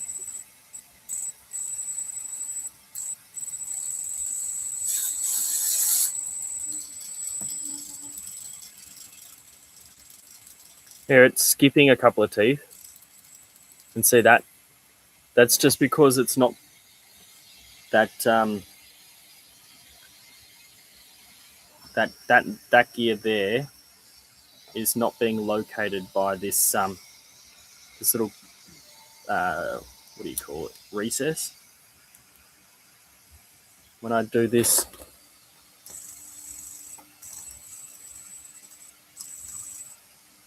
why is it still doing it? That doesn't sound right though.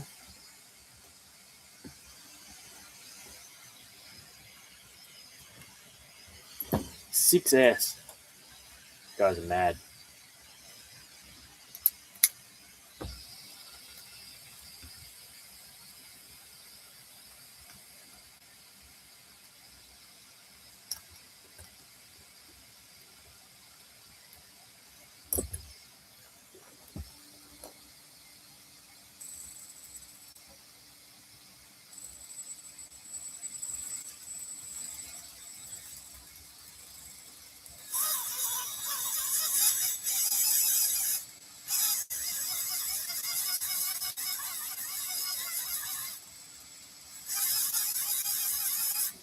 I think it's good. I think it's good.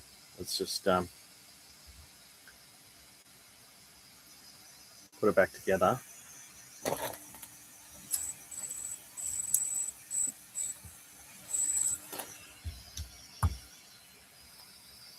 Okay. And if you just give it some time to run in, I think it'll be fine.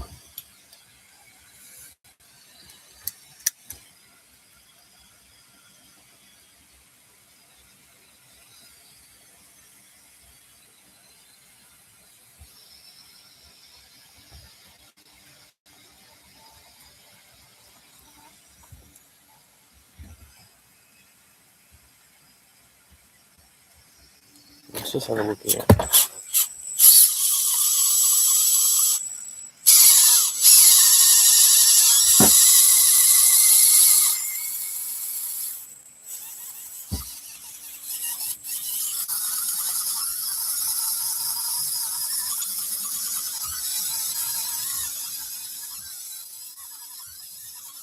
So I'm changing the gears there with my thumb.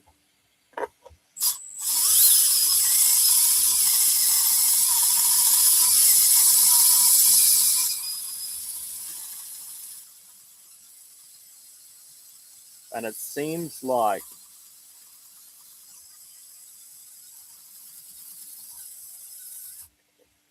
it appreciates lower gear more than the faster gear. This lower gear, low range, whatever you want to call it, seems to perform better.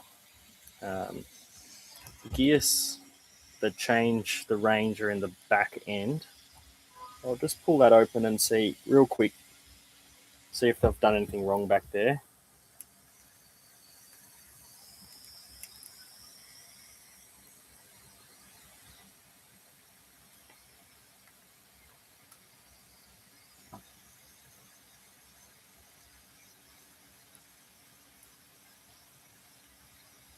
Time for direct drive.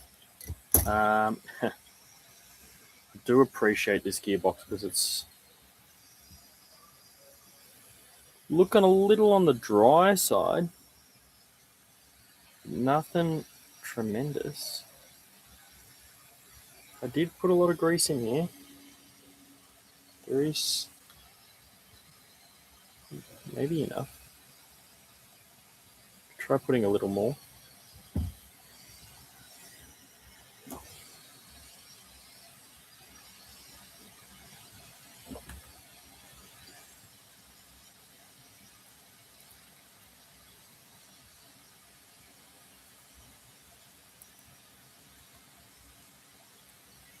I really like this gearbox. When it's running nicely, it runs really nicely.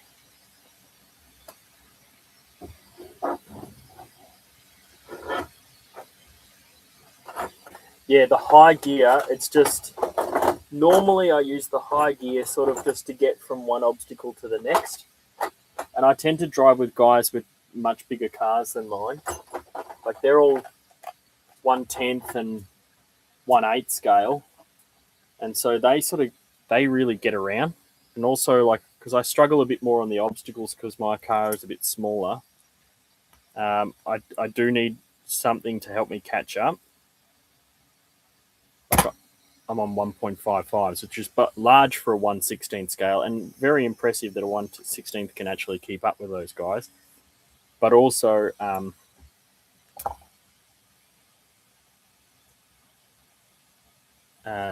mean, they're all on 2.2s, even a 1/7 scale, and it's quite satisfying having such small cars and keeping up with those guys that have like 1/7 scale cars and like dedicated rock crawling cars. And I just dropped another screw. I hope it wasn't one of those like really important ones.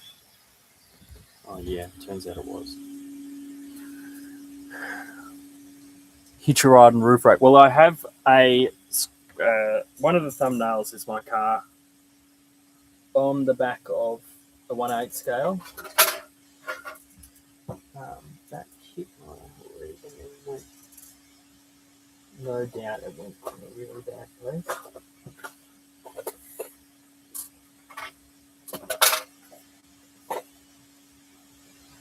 Excuse me.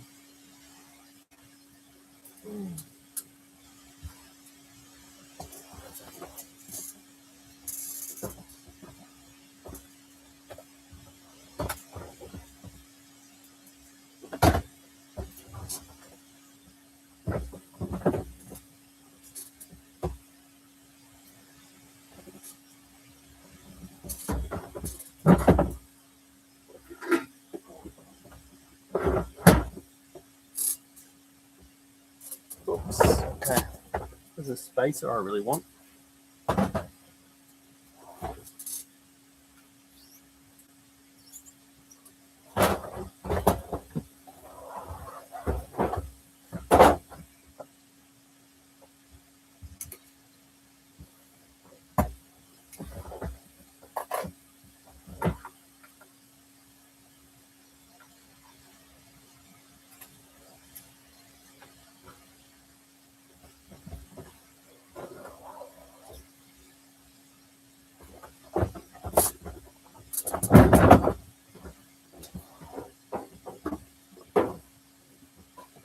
It's no fun dropping these screws.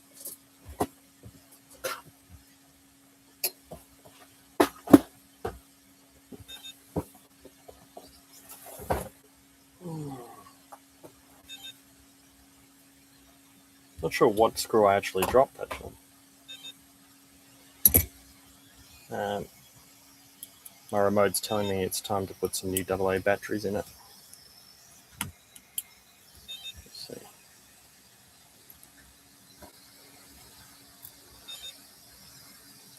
So, yeah, so that's the CR18P, that rock van. I got the same car up there on the wall. Fantastic.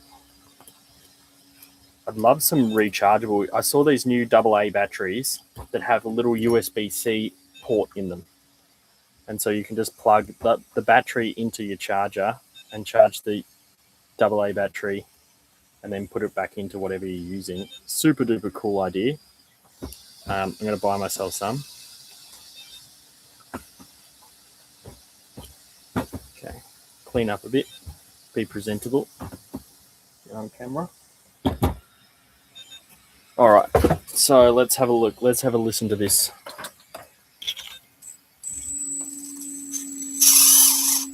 No way. That is the most heartbreaking sound.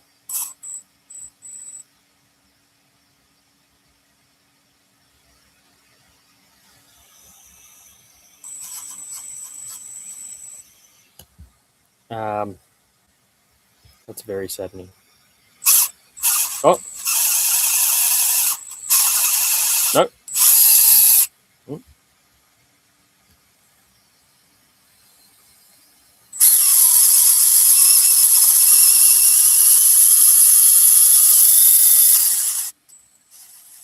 Oh, just wasn't in gear.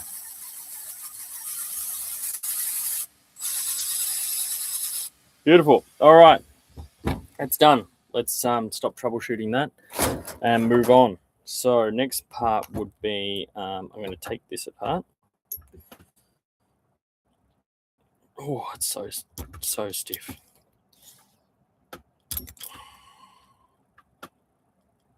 Okay. That's for later. Now, gear shifter. Yeah, it was neutral. So thank goodness for that. Quickly, oh, I shouldn't have pulled that apart so quickly. Channel 2, because I want to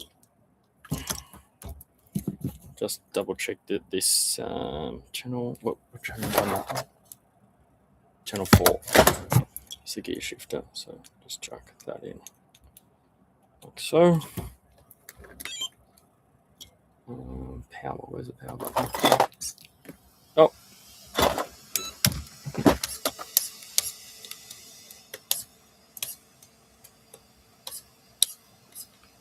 All right, so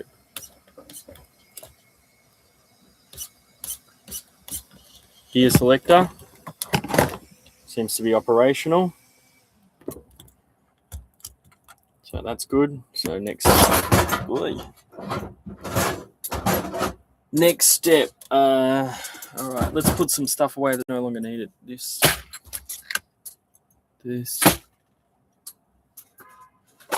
Next step will be to install the shifter. Don't need that.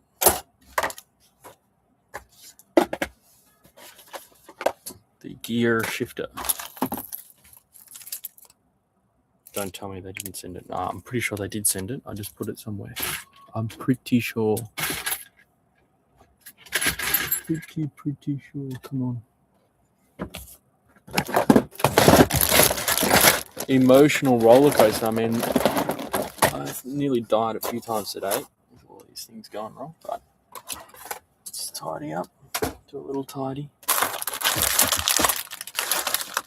Best way to find something is tidy up.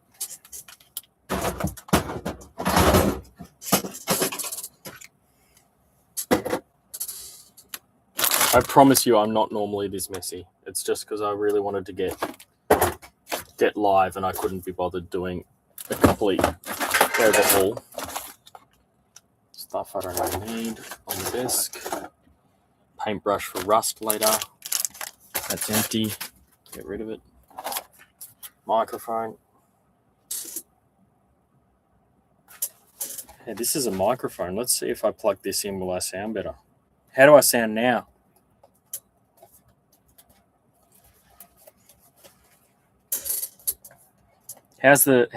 what does my voice sound like? Is it all right? Do I even need a third party microphone? Because I got this one that just goes straight into the headphone jack I found as I was. Jokes aside.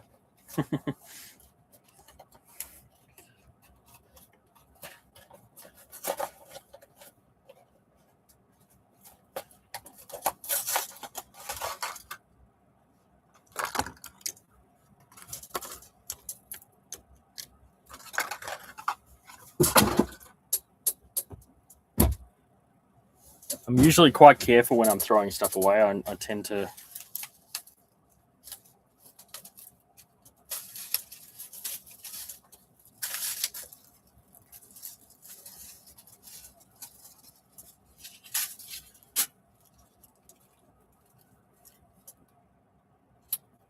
strangulation has it. Thank you, microphone.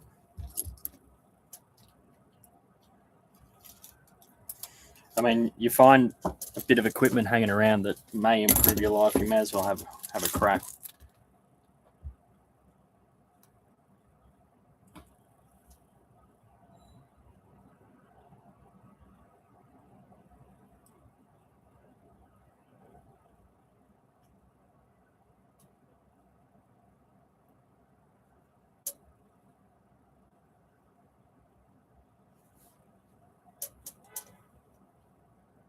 Before I bugger eyes around with that. So let's just mute.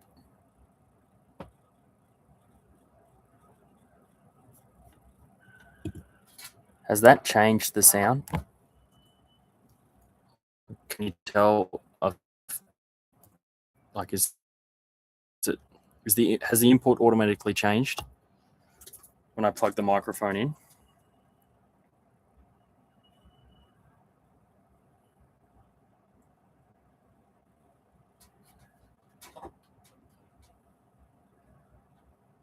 Amazing. Are you being like for real?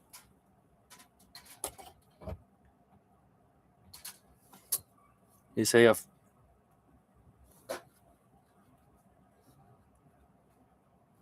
has that improved the audio?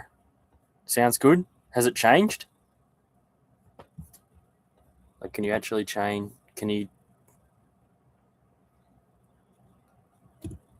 It has changed, and I hope changed for the better.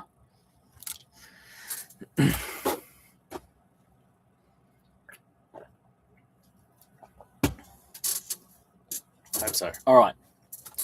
So, moving on.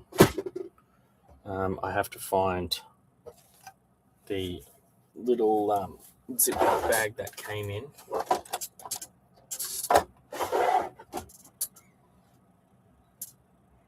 Hello, testing. Testing.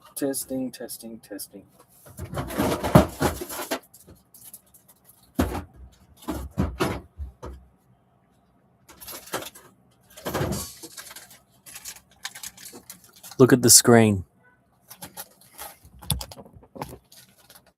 Honestly, put it on your shirt. It did sound good there.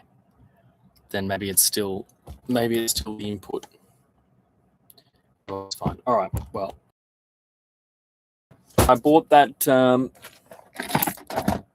when I bought the box. It came in a little Ziploc bag, like they all do, and it has a little black mount for the gear shifter, for the little servo to shift the gears. It's no longer apparent that little piece of equipment is.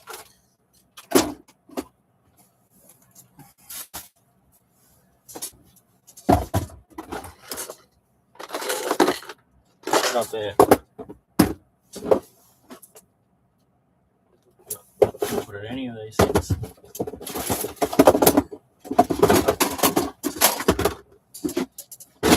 That's okay. It'll be in one of 5 little spots, I think.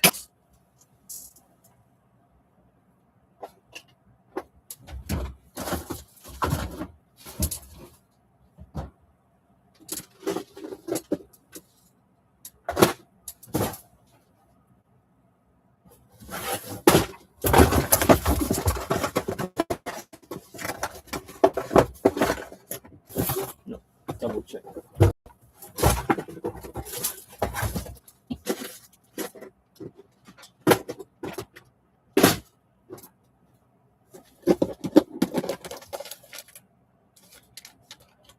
All right, thanks guys. Thanks for letting me test that out. These are a couple of cents here, so I tend to buy a couple at a time. Try them out.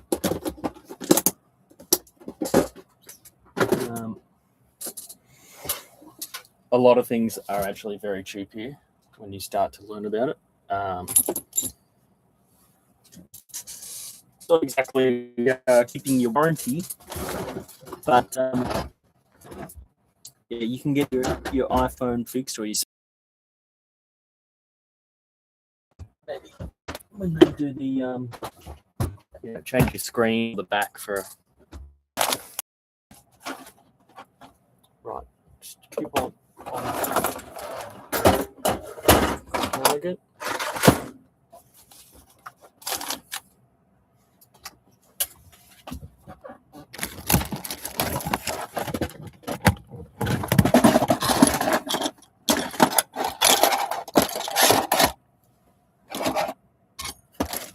I had it last night. I probably got pushed under something when I was measuring everything.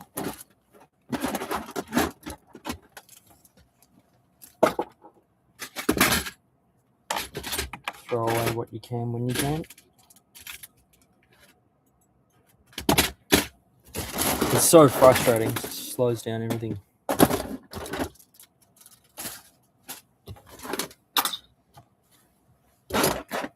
Little black bracket.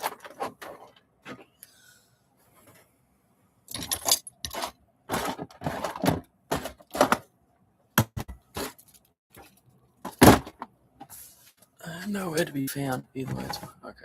Let's try this.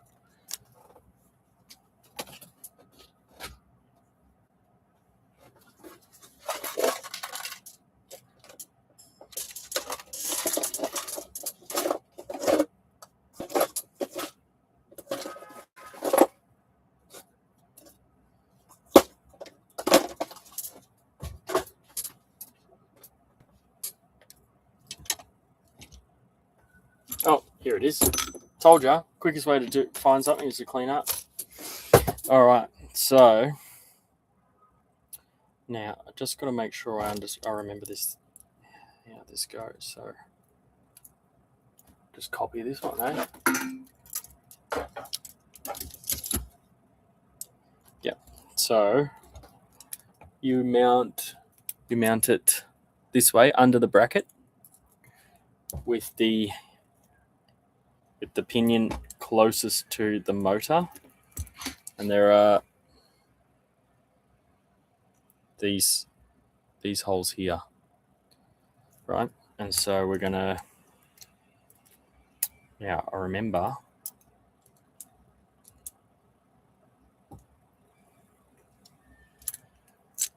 the order in which you do it is important. I think it's going to be easier if I just install this here first. Install the what do you call it? What's this thing called again? Servo to the bracket, and then the bracket to the gearbox.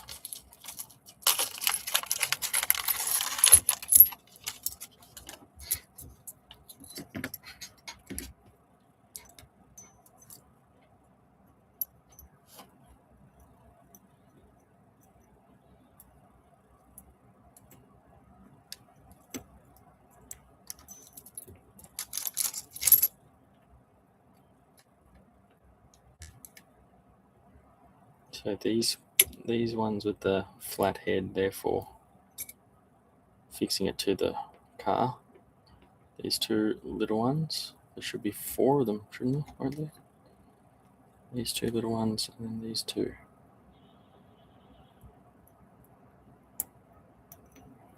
Yeah.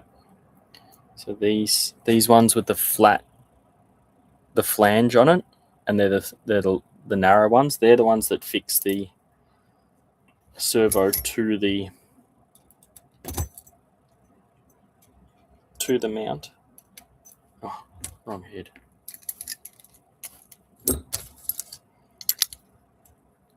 So yeah, how's the quality of the transmission? Is it lagging much, or are we seem to be doing all right?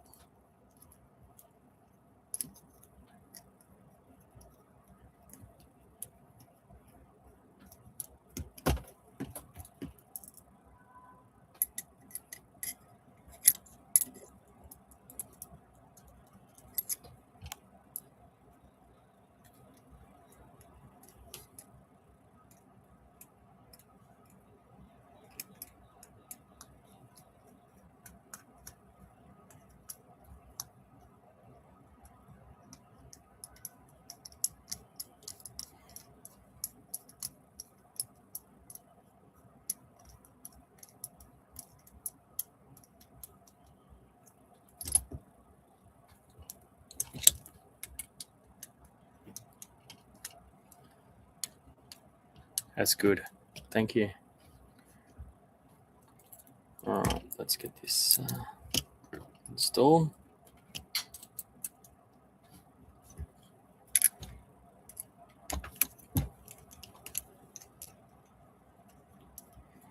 To install this, everything else, that you really make sure that you test it before you move on to the next stage, because pulling all this stuff off after finding it doesn't work, it's a real heartbreaker. So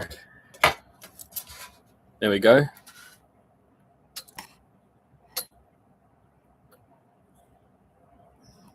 That's how to install it. And then we'll go ahead and get the now you need to install. There is this little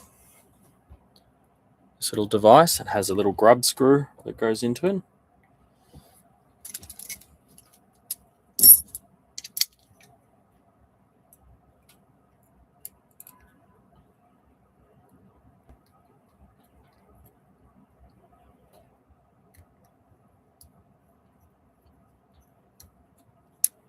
That needs to go on here.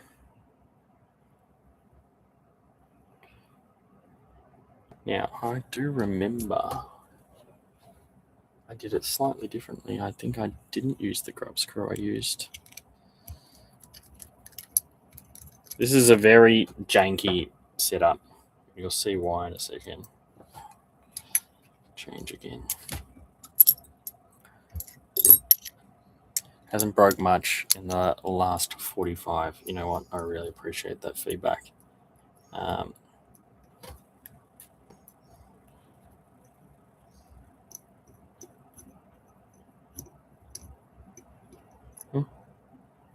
That thread size wrong, is it?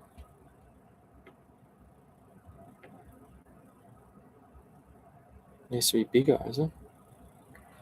Let's see.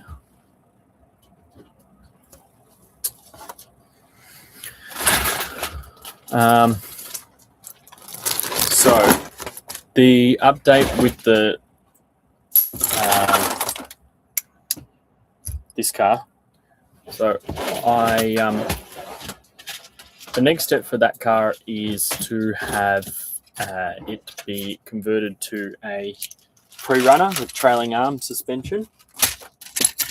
And I did buy these and tried to test them out. They're slightly too long, so I went and found another obscure part, and I will attempt to put a slightly shorter trailing arm on it, and we'll see if that works out. Now let's get this lined up.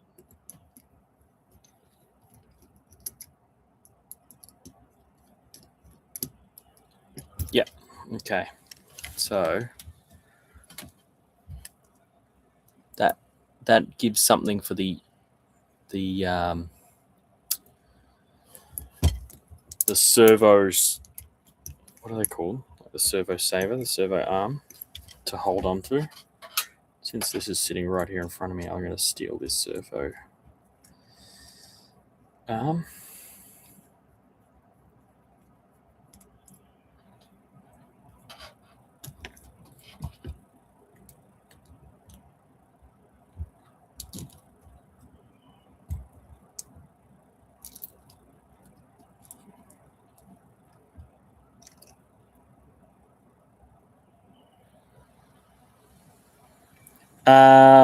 There are certain things I do absolutely Loctite, and later when we do the, don't tell me these are the, I should not at all have used this servo. I should have used this one.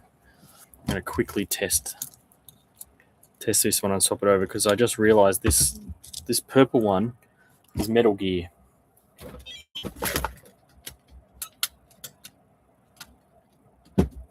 But that seems, oh.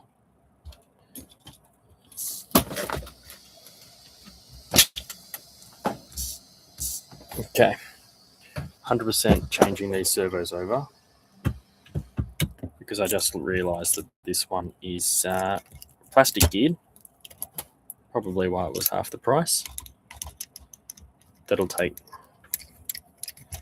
about a minute to fix.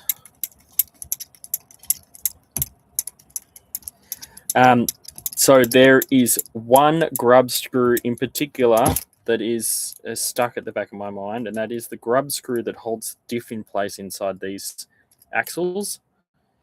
And it came loose many a time and did my head in until I put Loctite on that one. There is nothing that's come close to that in terms of needing Loctite.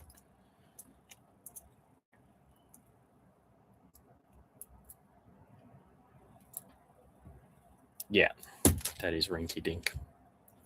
But I am absolutely sure that these two come from the same factory. So do with that what you may.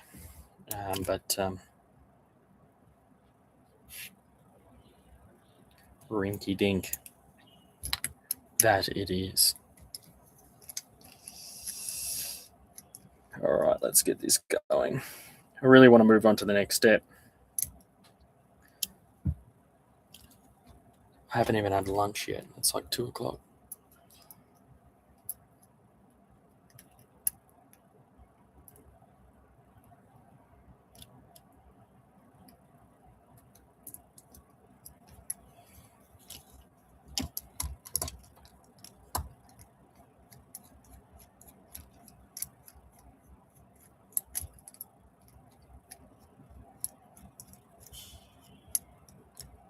All right.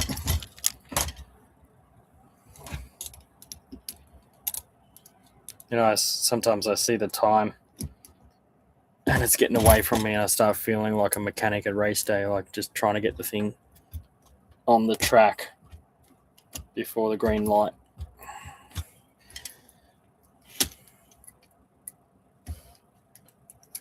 Oh my God, 2 o'clock in the morning? Man. Yeah, if you need to go get some sleep, go ahead. That's crazy talk. All right, so I can dial that in a bit later.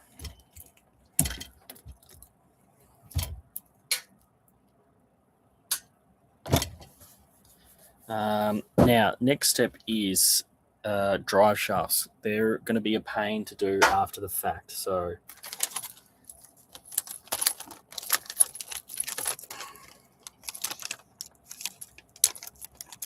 oh my God, they super glued this shut.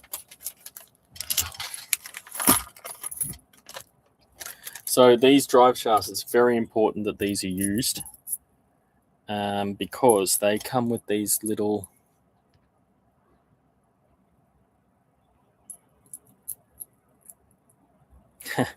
work from home people. So these are, I don't know what size they are, like 4 mil. So they'll go onto these drive. What do you call this? On here, no problem. Which one is it? Which one is the problem? No problem. Anyway, they come with these little sleeves. Is the point? These little brass sleeves, so it reduces the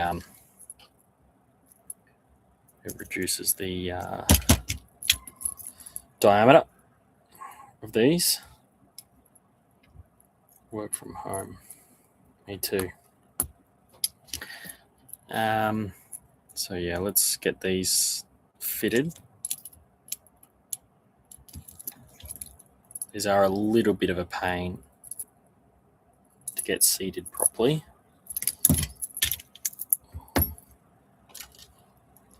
But once they are, it's at least they do sit in place. So I'm going to get this slid over that output shaft.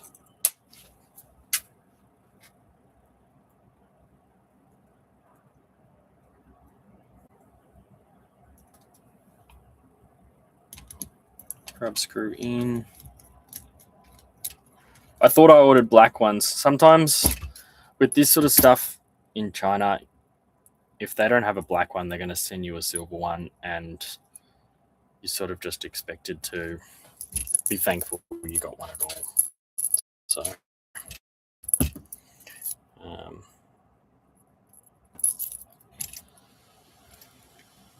if you go to complain, they'll argue with you. It's like, does it really matter what color it is? Are you 12? Nah, man, I don't really care. This car isn't going to roll anyway. I'll never see it.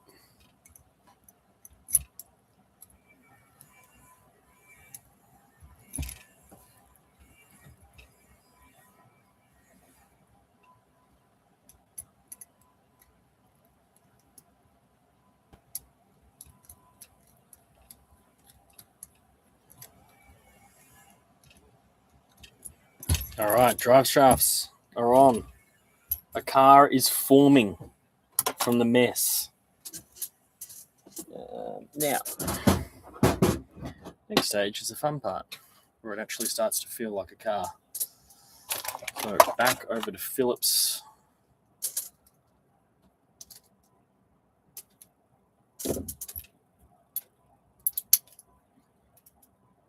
Now, I've played around with the chassis already last night while I was talking to the people online.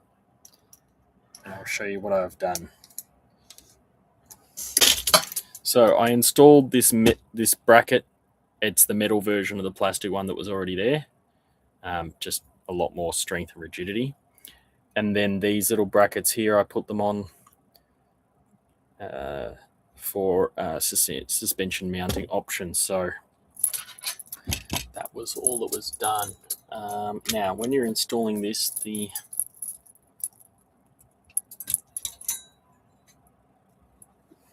it's so nice. This sits just perfectly. So there's no need for those little shim things that they give you. I'm just going to go ahead and install this onto the chassis. I'm going to make this the beastiest version of this car I can possibly make it, I think.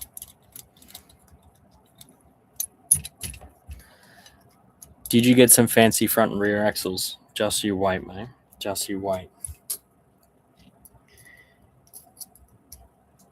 Oh, I got fancy. Real fancy. I'll show you in a minute.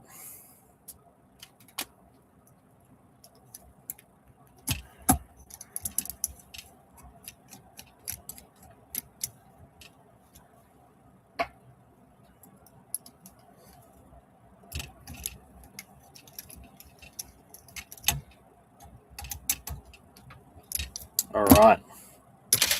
So that stiffens the chassis up quite a lot as well, having it all aluminium.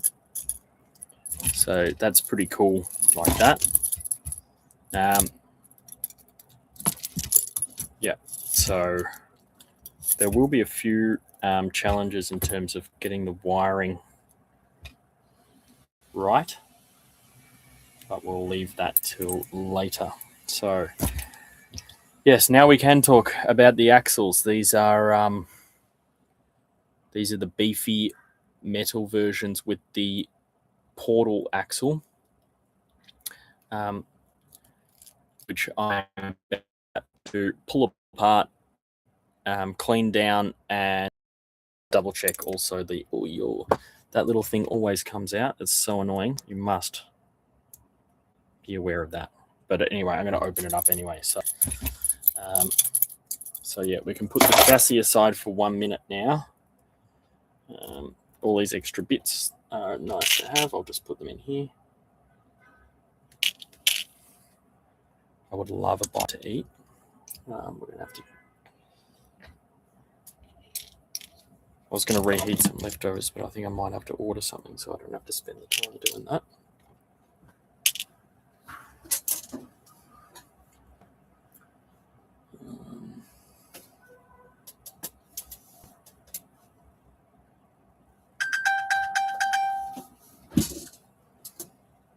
So what do you think? Are they... is that how you define fancy axles? They're about the fanciest I can do.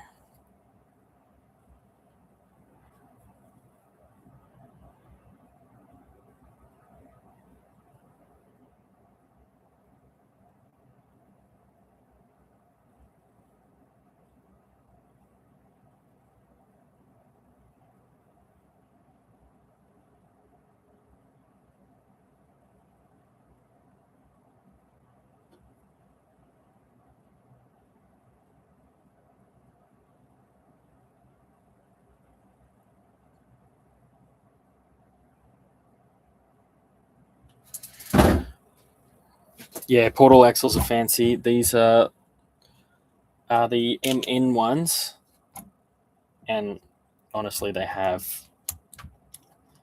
a WPL one, but the MN ones are wider because they're for a slightly bigger model. You know, when I first built this machine, I was like worried that they were going to be too wide, but it turns out they are pretty good.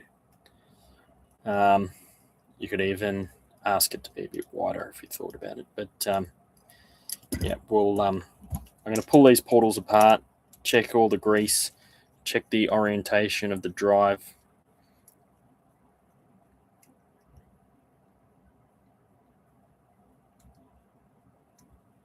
Endura has its own factory in Guangdong, Guangdong province. It's like a state. Guangzhou city. It's about 2 hours drive from where I live. And no, it's not the factory. Same factory.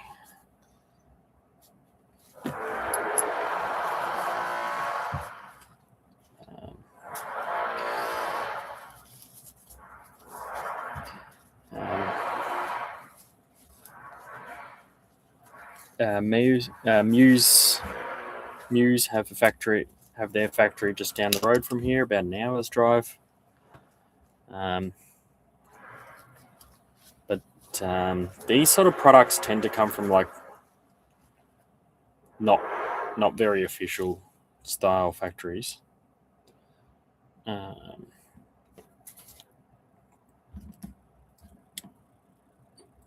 do I get this off? Where's my pliers? Let's see if I can just pull it off.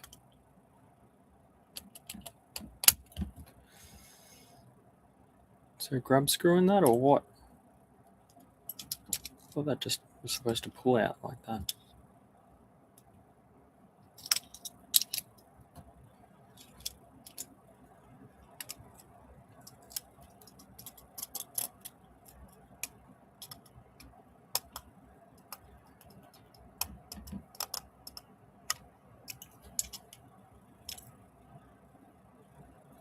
None of that seems right. Previously, that would just fall off. Not much sure why that one's so damn stiff. And that must come out before I pull those things out. Wildly frustrating that in the middle of an all Phillips head design, there are a couple of little hex heads. Not sure what was going through their heads that day. I decided that that was a good idea.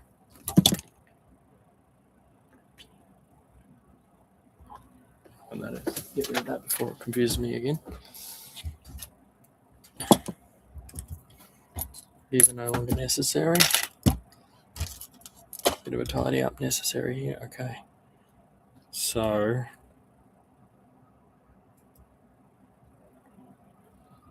let's just change this over.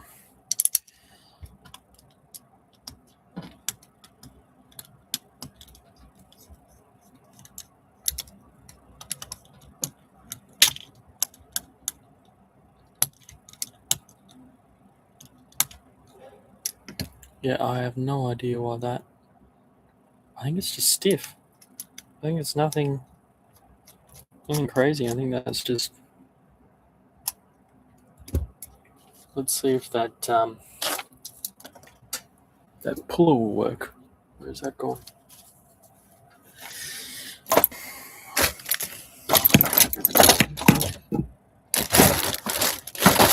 Pinion puller. See if that works. Can get.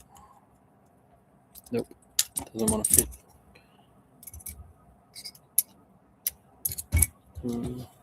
Flathead.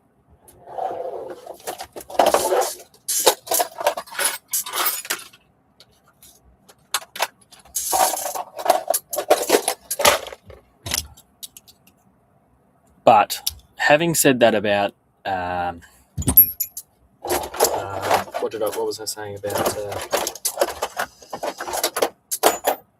Endura? Endura also gets a few parts made from an OEM factory, which is not their main factory. I think their main factory is the one that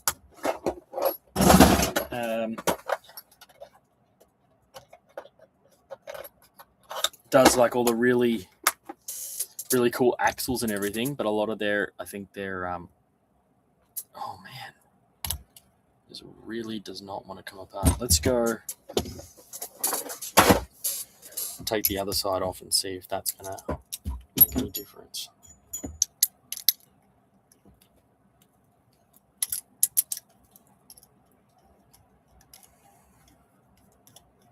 Anyway, Meko, appreciate you hanging out and spend the time. Make sure this isn't so lonely. Hopefully we'll get a few people interested in time. But if it's 2 o'clock in the morning in America, I don't imagine quite a lot of people interested.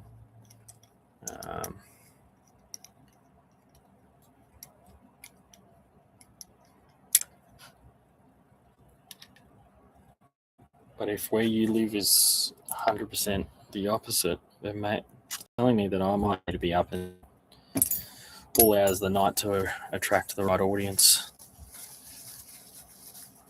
But I can't really do that.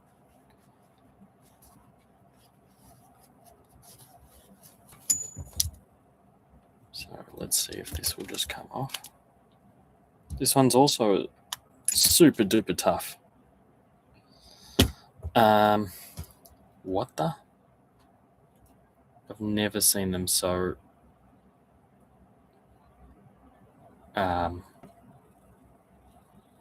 like that. Why do they make them so damn difficult to take off?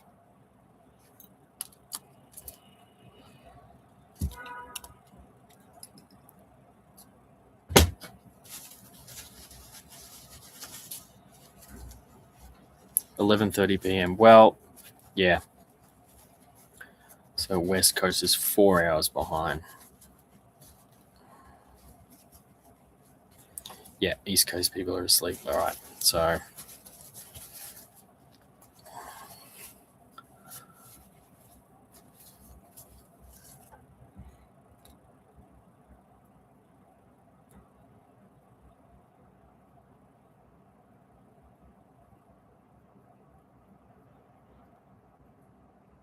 I don't get why these are so stiff. The previous one I worked on, they just sort of slid off. It was not. Oh, here we go. This one's at least moving.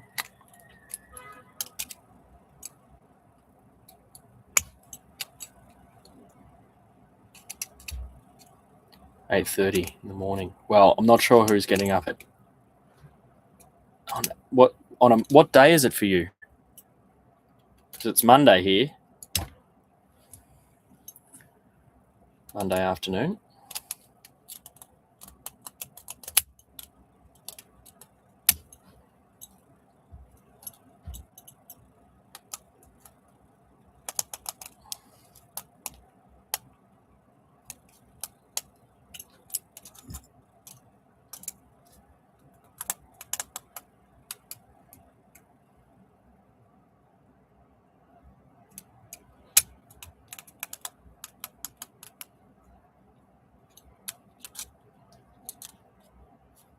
Oh yeah, you've just turned Monday. Yeah. That'd be right.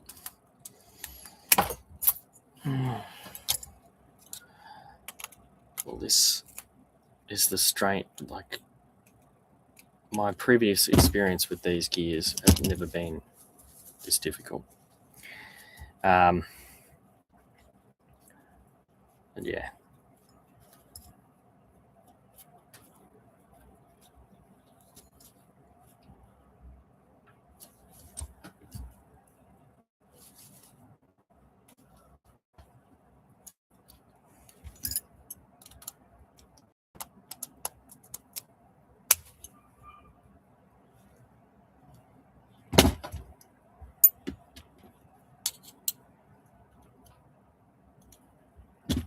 It's bizarre. I've never seen one like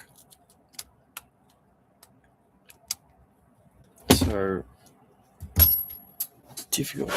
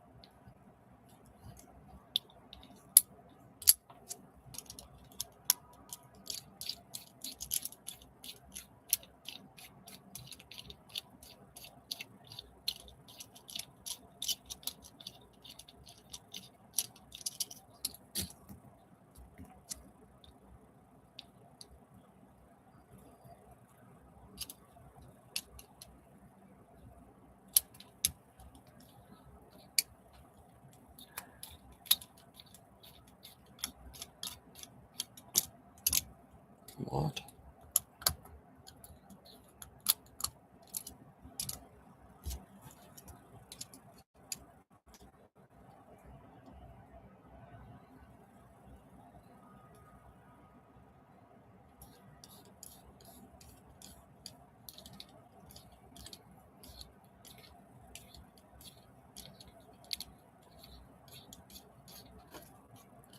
All right, I managed to pry it off by undoing the screw, and then the screw pushes it off. But it's still...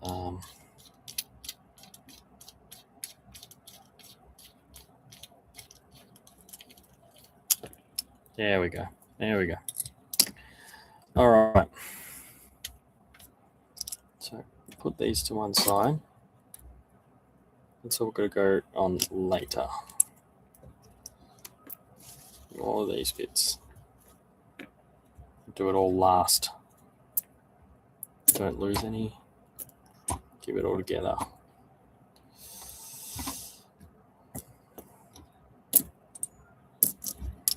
All right, let's pull this axle apart.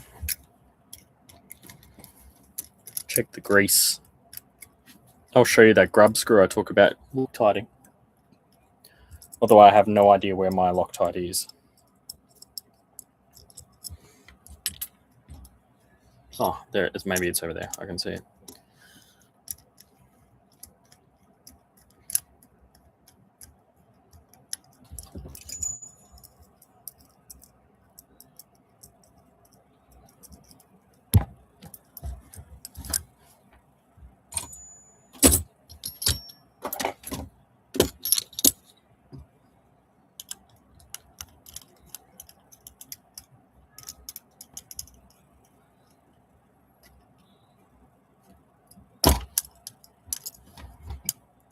So let's see what happened to that music that we had going before. It sort of filled the...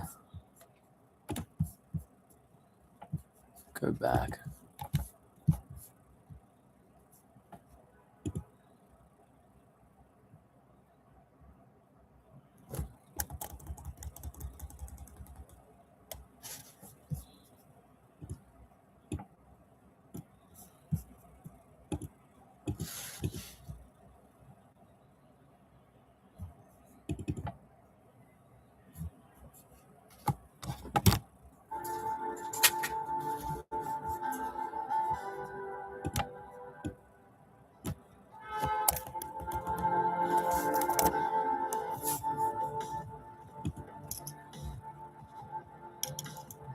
It's a bit better.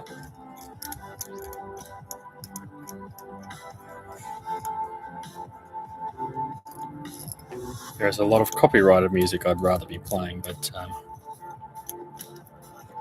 when I'm trying to get my channel to the point where it's making money, then better not.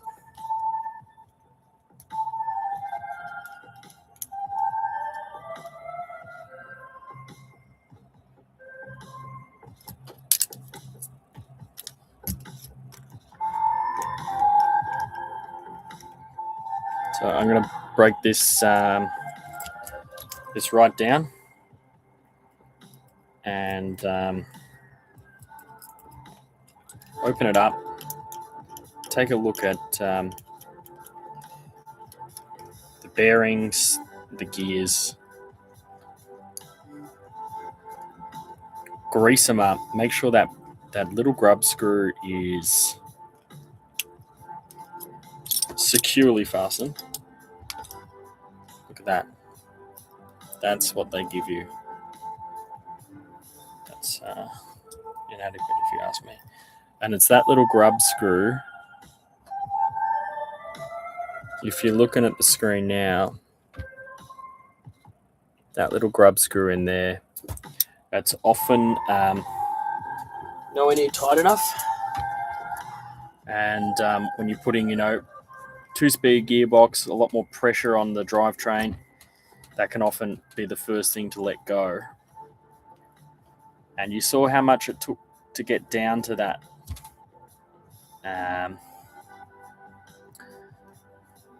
Get down to that, get into it and tighten it again. I would rather just come in and do it now before I install it into the truck. So clear that grease off. That grease has not even touched the sidewalls. You can tell they just put it on, maybe not even give it a test spin. When you're paying a few bucks, that's sort of what you get. But the base of it's good. So I'm going to pull that out.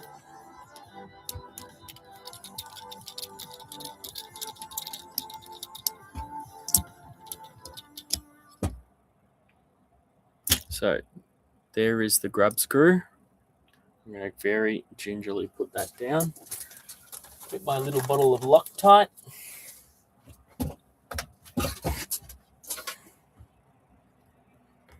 Give him a smidge.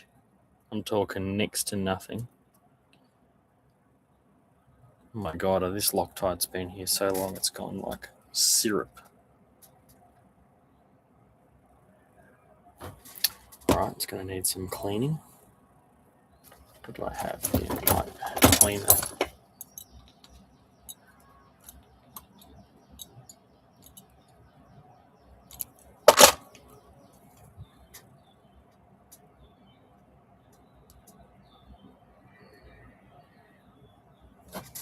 And I don't know if you can even see that on the screen.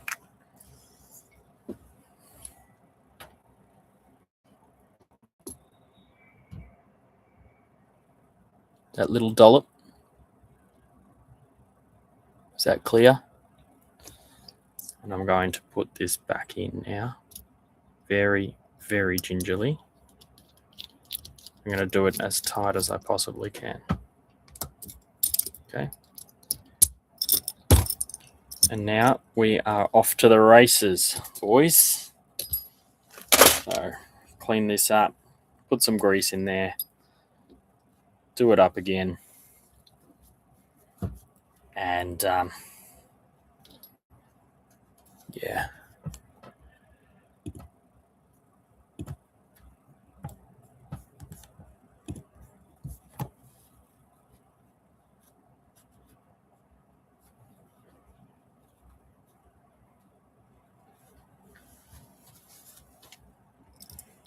Okay. Okay.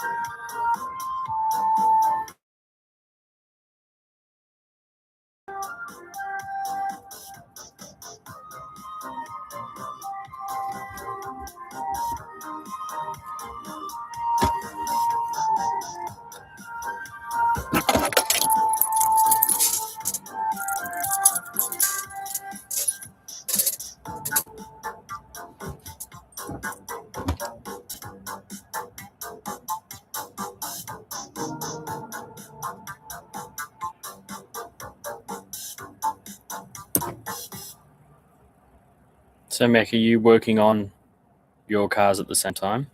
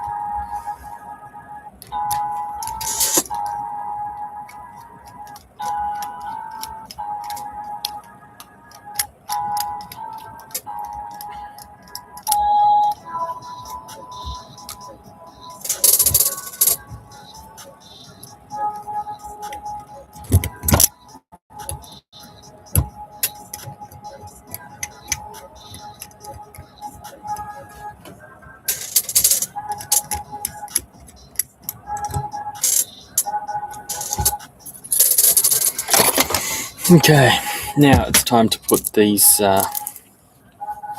portals back on.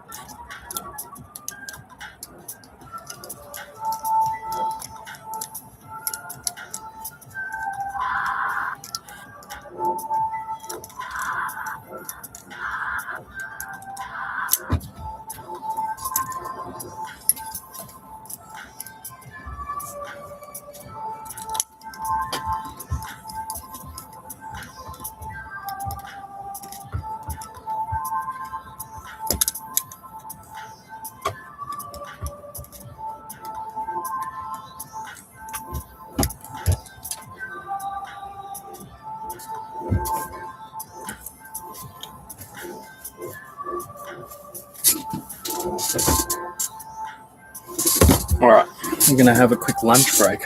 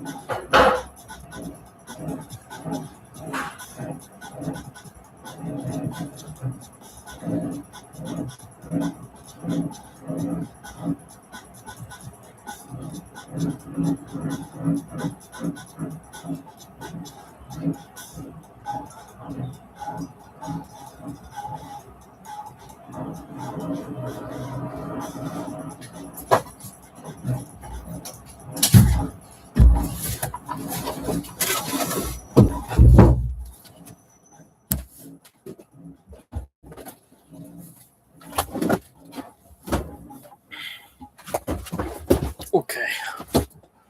So, I did mean quick break. And I want to get back into things. So, let's finish this off. Unfortunately, the trusses have not arrived for these axles, and so I will not get the chance today to install them. Next step will be maybe, but we could probably get the links at least onto the chassis, and from there we may be able to think about how we're going to mock up trailing arm suspension. So we'll see how that pans out. And then I may have to call it a day. I might not even have the time to do the front diff, but we will see. It'll be nice to just have it done though the next time I live stream, hopefully tomorrow. At least I could probably have everything ready to go to be able to finish the car. So let's just see how it goes.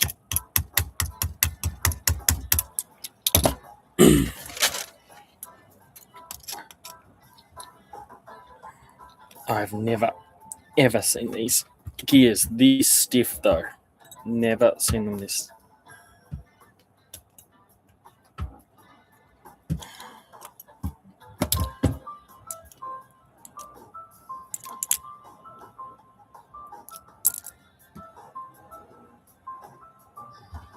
Absolutely wild.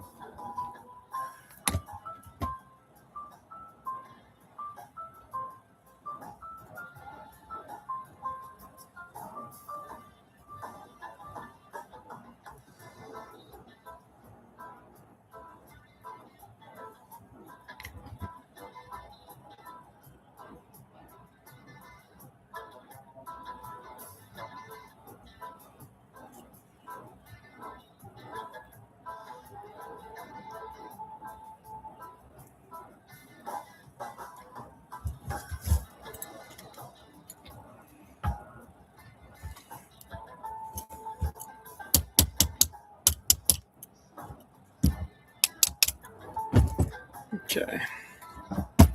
So the next step would be to put this in here. Let's just give this a little bit of a, how you doing?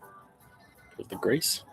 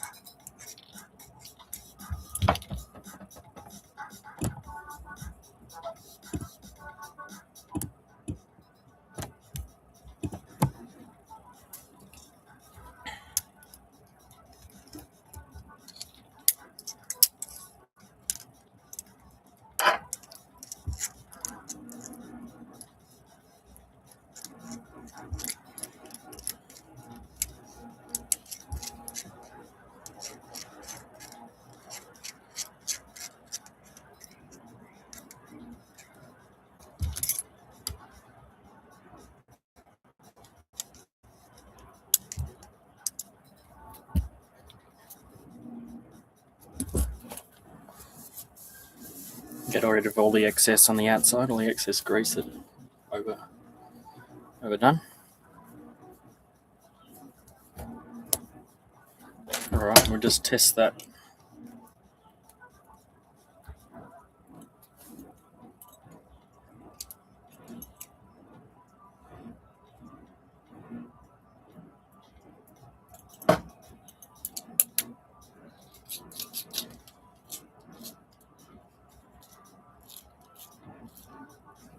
Just rotating about its axis and seeing if I can get that grease to really get in everywhere. So I think after a few turns it's done that.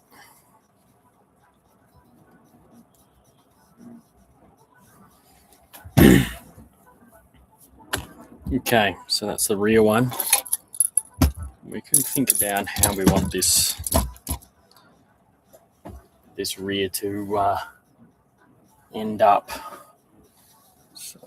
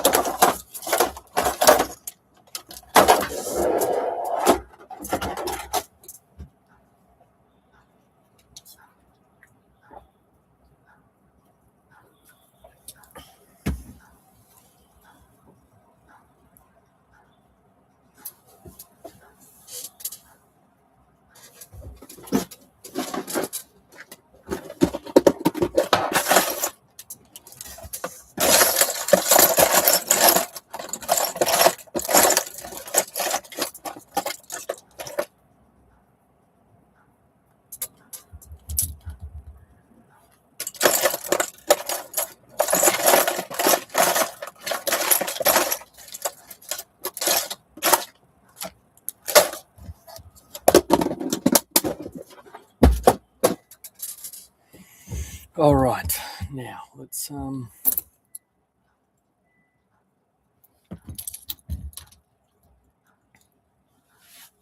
wanted to check out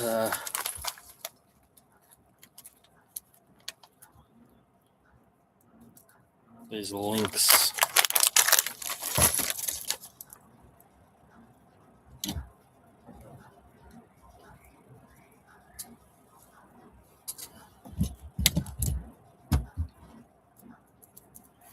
Let's see how wide these will go, or long, should I say. There we go.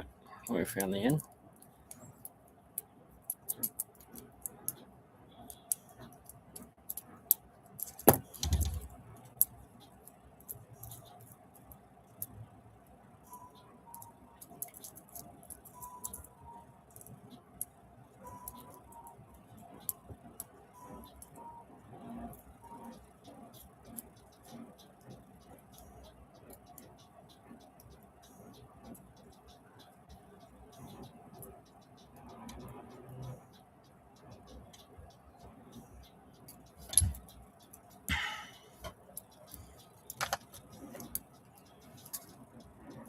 So these as links may be a little too short. We're just mocking this up like this, which may mean I want those black ones. But I might be able to steal the links off the Hilux.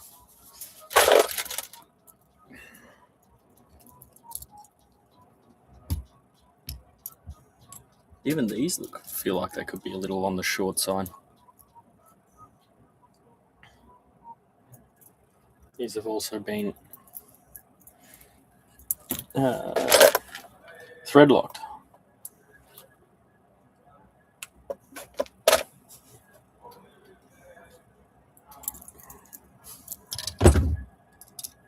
Going to make them very difficult to adjust. But they are still already longer.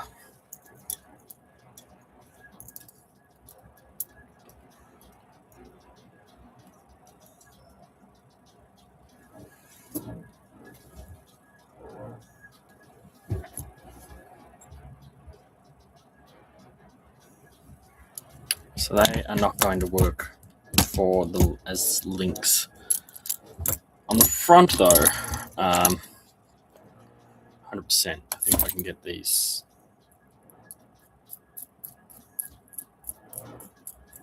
ones to be about the same. I can do that.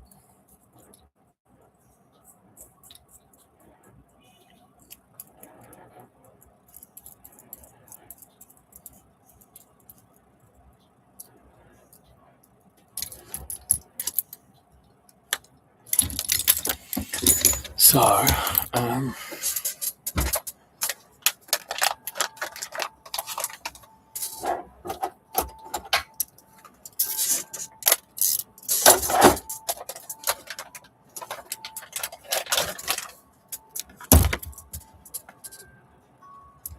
so the next step would be to get these ones.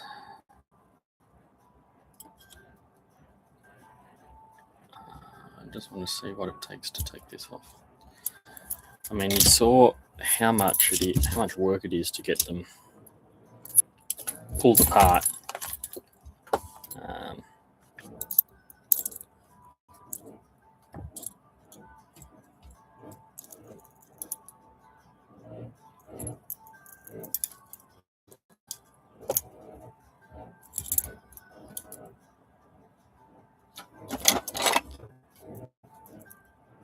And mocking up that suspension, that looks about right there.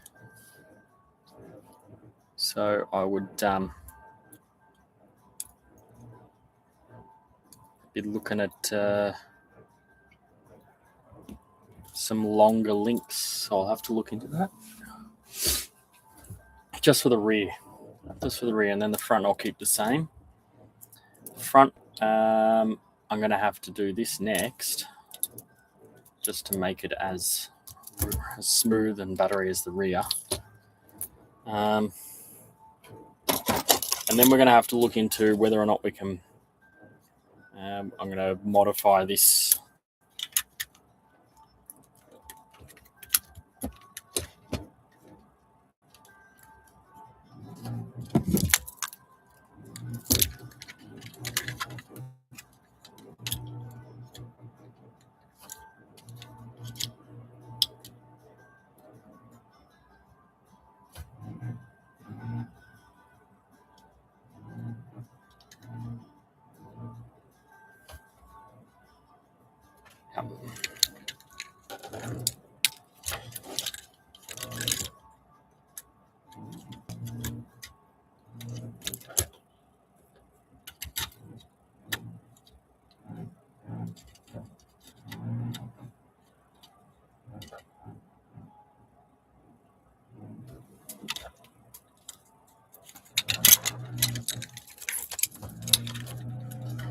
I've already looked into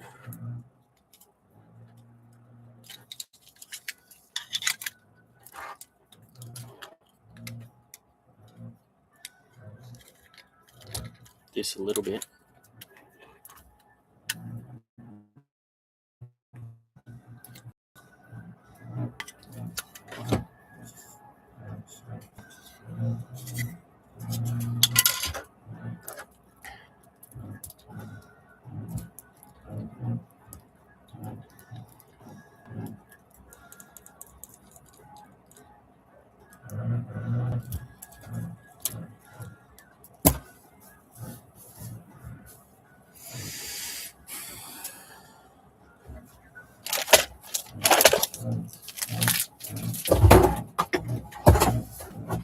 But as you get through a build, you know, you can start getting rid of a few things that are no longer necessary, packing up a little bit.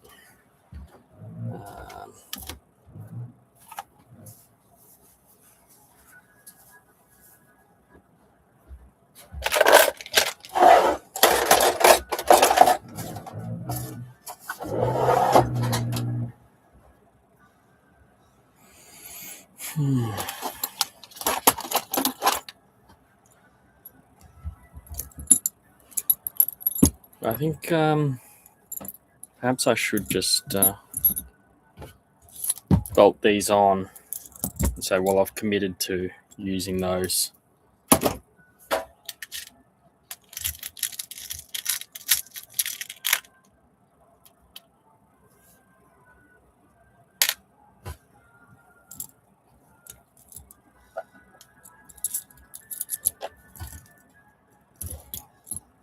wonder if those little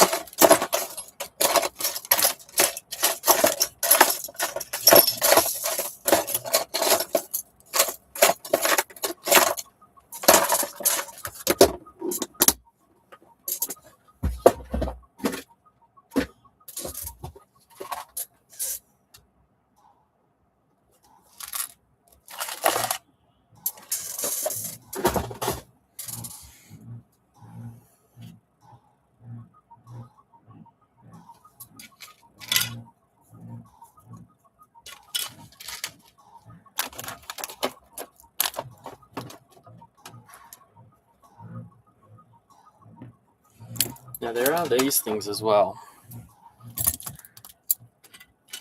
My thought was to maybe perhaps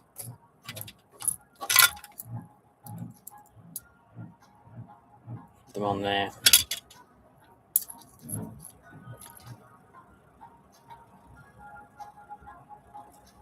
They seem like they'll go right. I think I need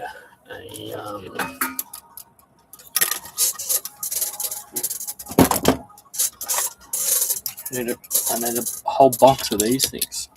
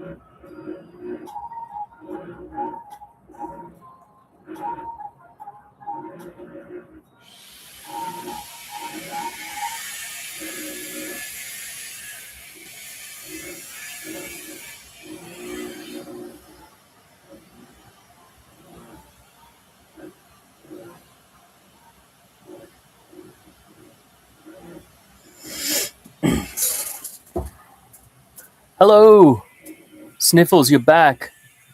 Bro, this thing should be climbing up the wall now.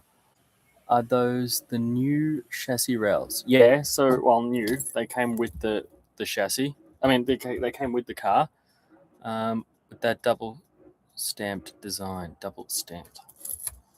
I guess so. This is just the C44 chassis.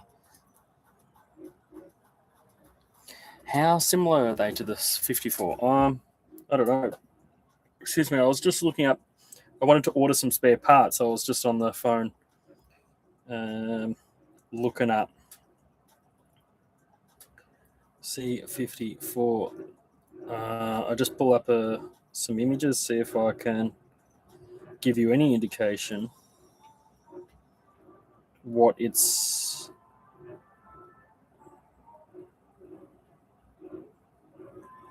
It looks like the C54 chassis is slightly different. Yeah,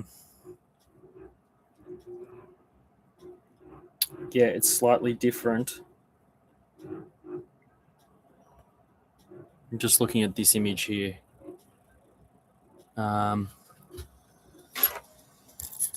So you'll notice that this section here is like nearly twice as long as the C54. The C54 is only about that. It looks, according to this image I'm looking at,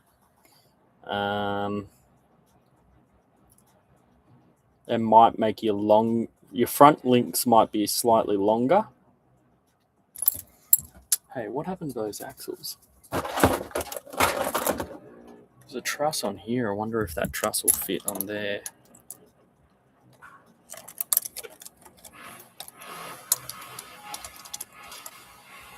Nope.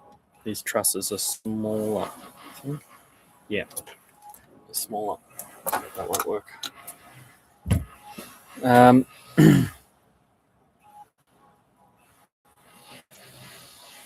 Yeah, it's quite a different model. But these things are indispensable. You might have some in your kit when it comes to modding these cars, and I was just seeing if I could buy a bulk pack of them. So I was just going through the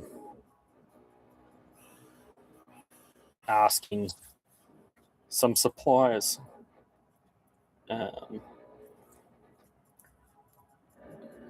If I can get the parts.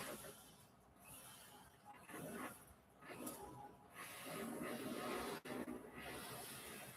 think last time I might have got those parts from like a universal WPL C44 hardware kit. Just all the screws and everything. And I'd rather not buy. This fish look pretty cool. I don't want to buy the wrong one, and I don't want to buy something different. The hell are they? Oh, these things. So what they do is they have. So see that little extra bit that sits out there, right? That goes in these holes here, in there, and then they hold a nut in place, and they're sort of like a flange for a nut. And when I'm doing something like putting this on, I sort of want them on there. Although that one's smaller, so maybe I can just get away with just chucking a nut straight on there.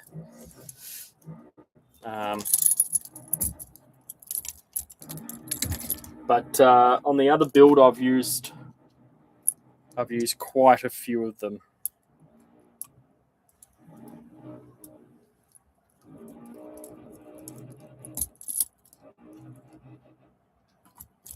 Yeah, they're very neat. So anyway, I was just cruising the online store and seeing if I could buy. I mean, they're a little molded aluminium part. They would not have. They won't be expensive. They'll be really cheap. Maybe $1 or $2 for a pack. And so I was just seeing if I could get them. But I want to put these links on the back. That one's too short. Get the phone out of the way.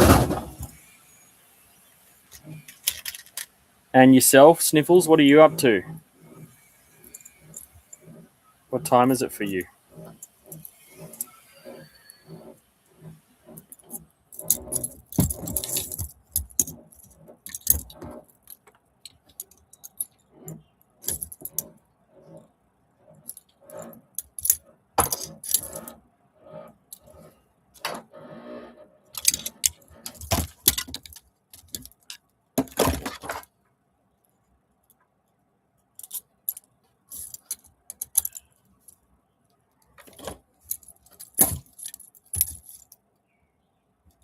$2:30 in the morning. Whoa.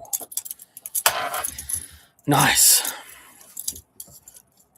Well, yes, it would be lovely to go freshen up. I thought I was going to have time for a haircut today, but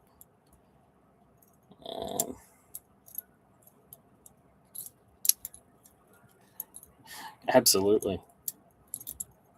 I got 2 little kids. I don't have. I can't be up late at night.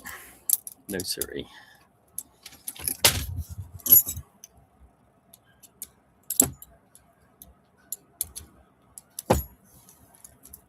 All right.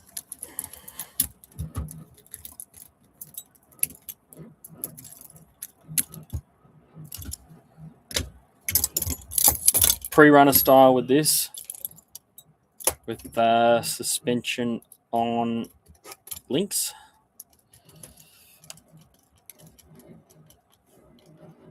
Oh, I missed that comment. Get those leaf springs. No, I'm not going leaf with this one. I'm going pre-runner style suspension, and it is a headache. I mean, honestly, if you're not up for a challenge, don't try and do that because getting the right size links and getting everything to work together is an absolute nightmare. Do you know what I just realized? It's going to be a real nightmare because this drive shaft is not at all going to reach. So that's another thing I got to go figure out.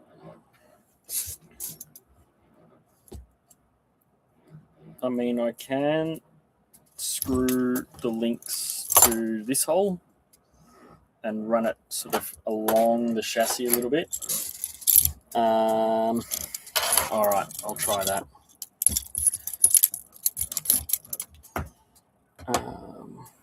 This.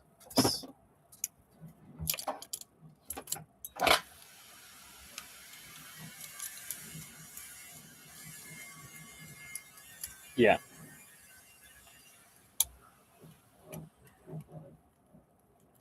I apologize for the jackhammering upstairs. Actually, it's actually downstairs. It sounds like it's coming from upstairs, but it's actually on level 2.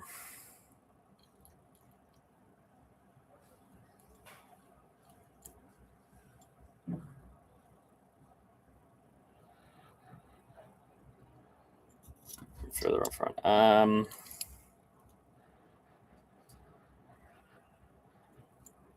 Well, no, because we've got to also remember that the suspension will be here, and that's almost straight up and down for that suspension there. So there won't be anywhere to mount it. So I've got to be a bit careful because there's not a whole lot of mounting options for the suspension on the chassis.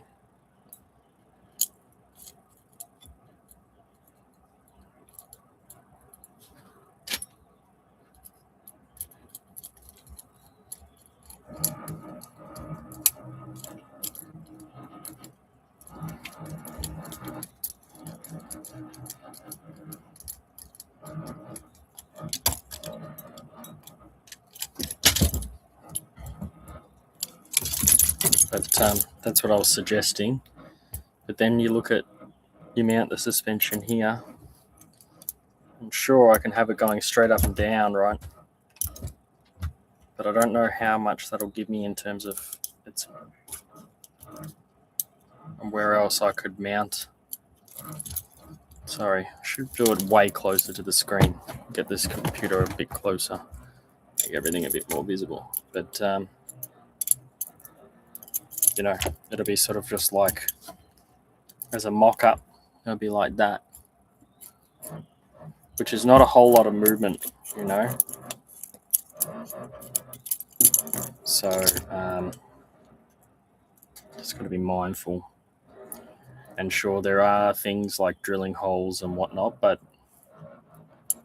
I don't have the equipment and I don't really want to be doing that. I don't have the equipment here in China. Do in Australia. All my drills and tools and everything, hardware, but anyway. So I'm going to have to put a spacer on that as well. Running out of spacers. That's not fun. I'm going to have to maybe use some nuts to space that out a bit. That's quite a lot of space. That's even too long for a spacer, I think, which is not fun. It's like 2 different types of spacers there. But I do get to have my trailing arm suspension, which is kind of cool.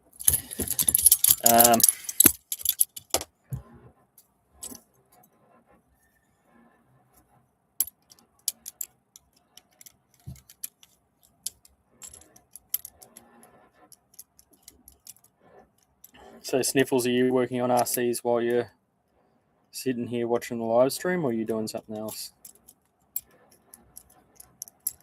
You said you're going to move house soon, didn't you? Is that right? Did I read that correctly before? Going to move house? I can't stand moving. I've done it like 30 times in the last 5 years. I'm a little over it.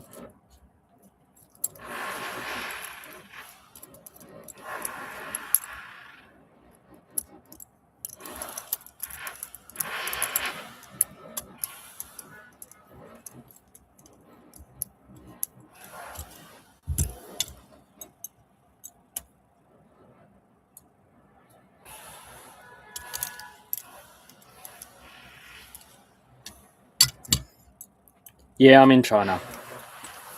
But when I'm in China. I moved a house a lot here in China and in Australia. Over it.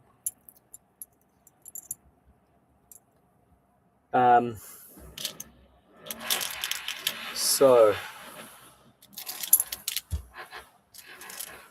just looking for something.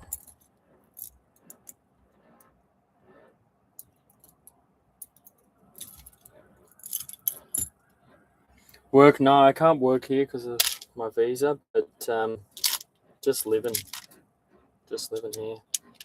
Well, I'm trying to make this RC thing my work. I'm trying to make it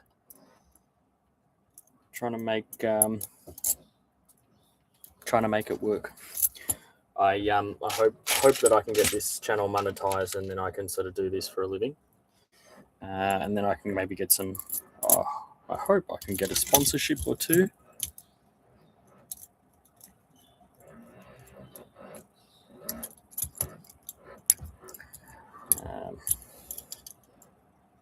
So yeah.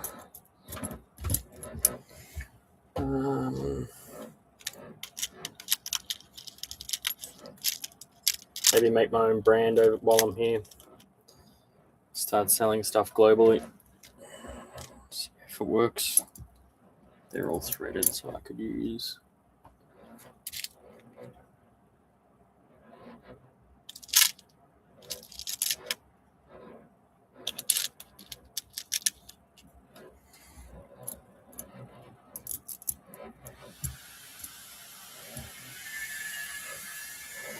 Get a longer one than that.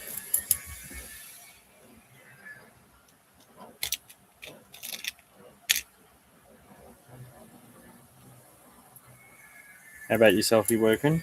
Is that why you have to move so much?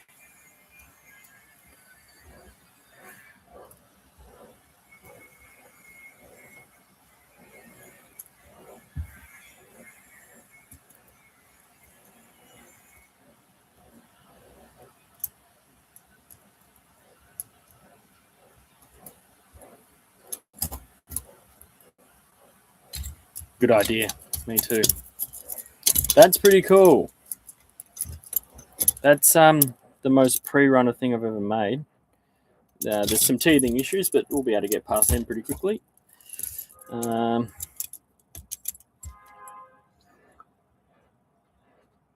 Now, spacers.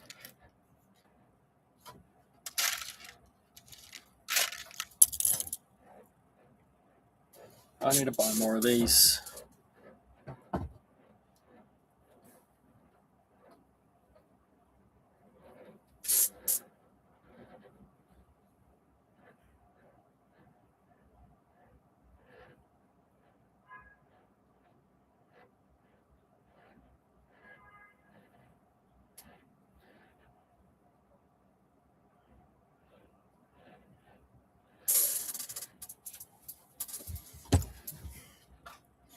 What sort of business, if you don't mind sharing?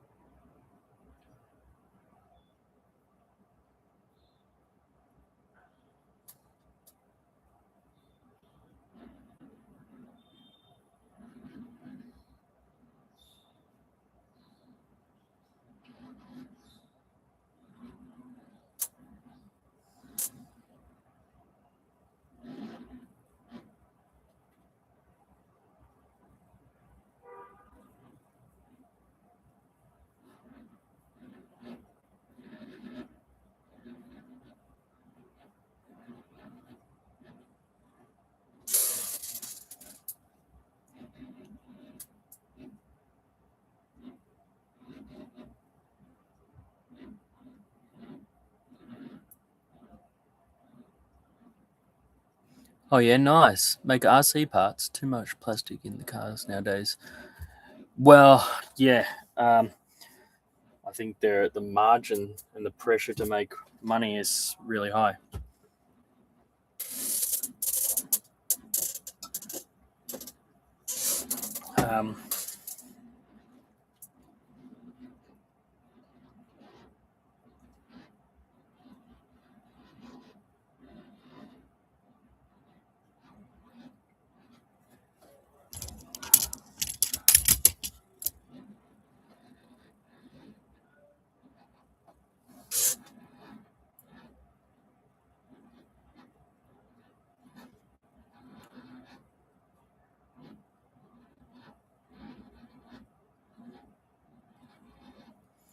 But I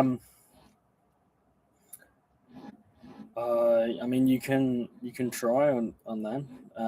I know the guys here, like starting something like that's pretty easy here. Oh.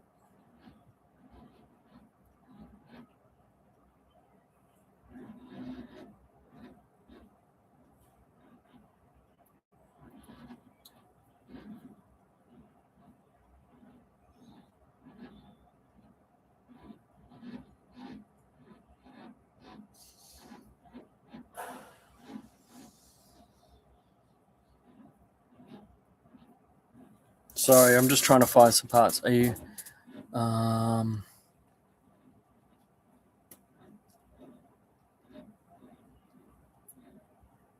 No, I'm not going to do independent front suspension. I'm going to do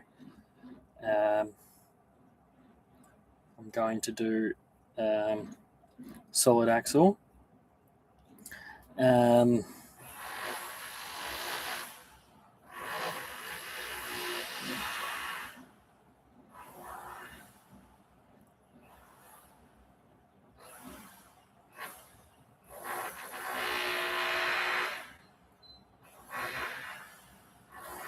Yeah, solid axle front end. Man, it's so annoying when you like, it's the tiniest little part that you need.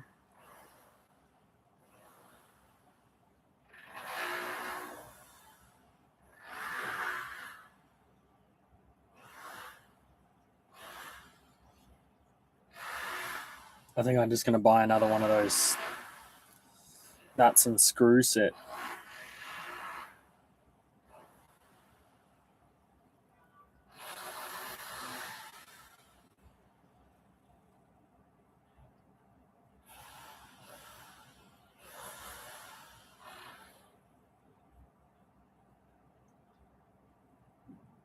So frustrating. I might have to go through my history to when I bought that.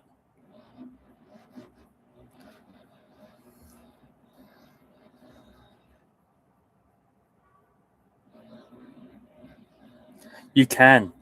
Bear with me because I'm going to try and find this part that I want. There is a Proline kit that you can transform the like a 1/10 scale crawler into a pre-runner. It has all the parts. It's like a set, and it comes with everything to transform the truck. Although that's 1/10 scale only. I haven't found another 10 scale one.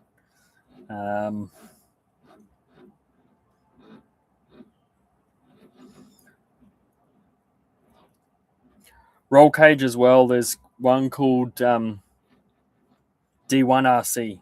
Look up D1 RC. It's a company that does that, like roll cage sort of thing.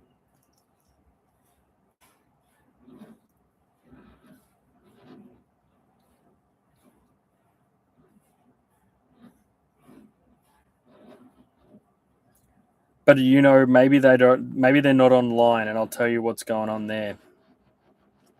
So, a lot of the people who make this stuff in China aren't very well educated, and so they can get the people and make the stuff, but they can't market it and sell it overseas.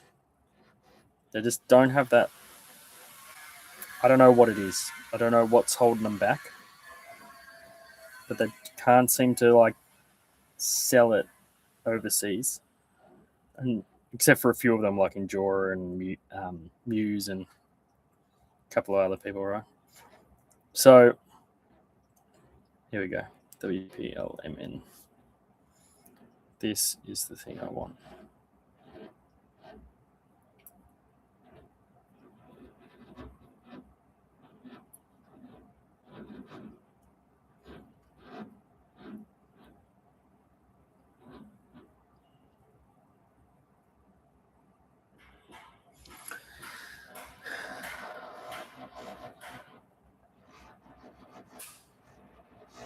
Oh, right. Well,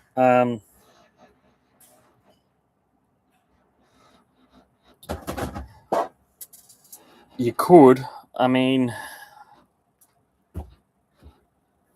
I think they need a bit more. But like the guys who make these cars also make all these like aluminium things. Like that thing is for WL toys, this swing arm. And this is specifically for WPL stuff. But you can tell they're made in the same factory. They're cut and anodized exactly the same. And these guys all are basically the same people, but they've got lots of different brands and stuff. So I don't know what I would like to tell you about that. I would just hope that, yeah, I mean, I'm assuming you're from the States because you're at 2 o'clock in the morning. It seems like things like that have just become way too expensive to make en masse in the States. Whereas here, this sort of stuff is so damn cheap.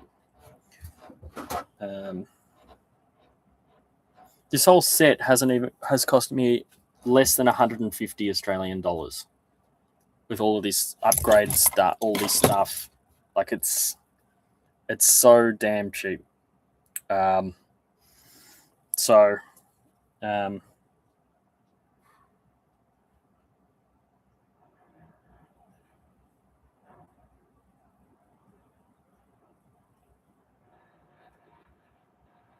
think I'll just buy another one of these sets. So this set here, which has got all the screws and everything, the whole tackle box, is 38 RMB, which is about $16 Australian. I just put one in the bag. Whereas if you were to go on, I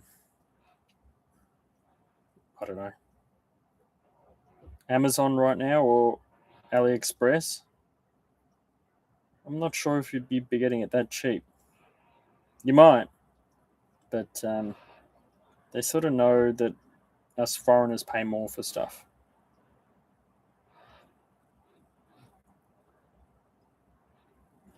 There we go. I bought it. Fine threaded for metal, not Hex. They're Phillips. Yeah, don't know how to get Hex for WPL. Bit of a nightmare that. But yeah.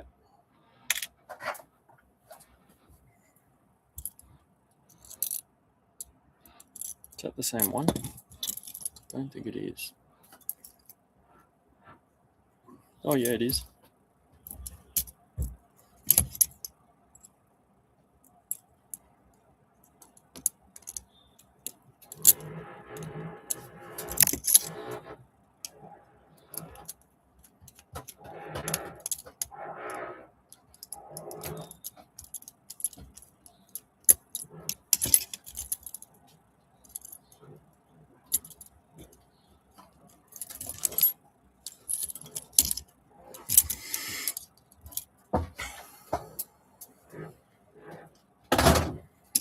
Get this out of the way.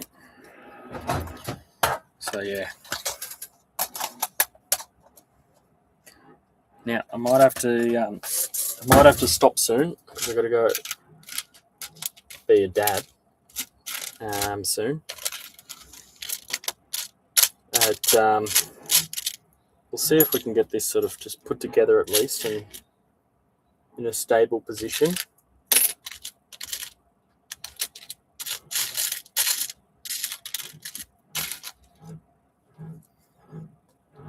Now,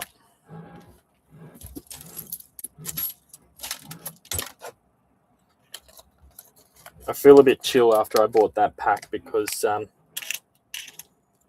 know, the pressure's off to have all the bits left over for the other build. But I need to find one of those little black things. I thought I had one little black spacer.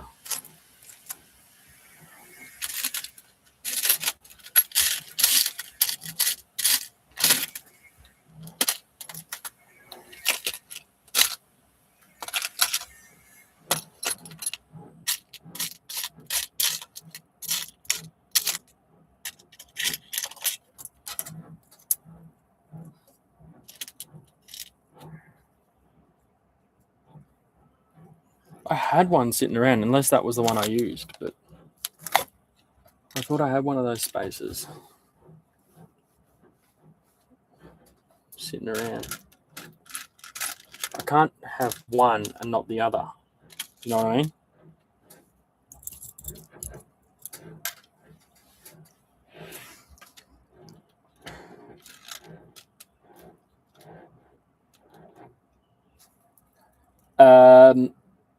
Don't get the WPL ones if you're going to copy what I'm doing. Get the MN ones. But if you go to any of my WPL C44 videos, like you can just go to my channel, go to the WPL C44 playlist, and then click on basically any one of them, of the videos, and then go to the description. I have links to all of the stuff you can buy online with a discount. And I linked everything I used on that C24 there. And I used almost all of the same stuff for this build as well. I will have to... I've also got links to shop on WPL store, my affiliate links. So feel free to use those and get yourself a little discount. Maybe you can buy yourself something extra with the same budget.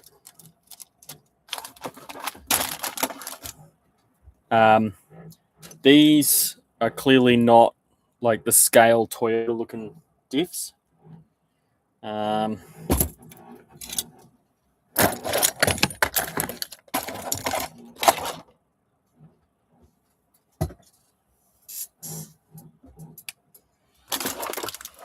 Where the hell? I've got one more of those little black spaces.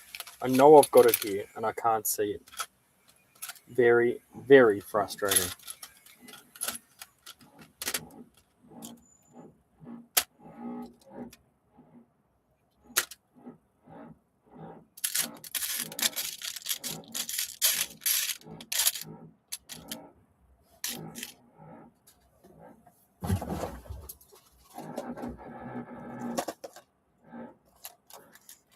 Yeah, they're all metal. They're entirely metal.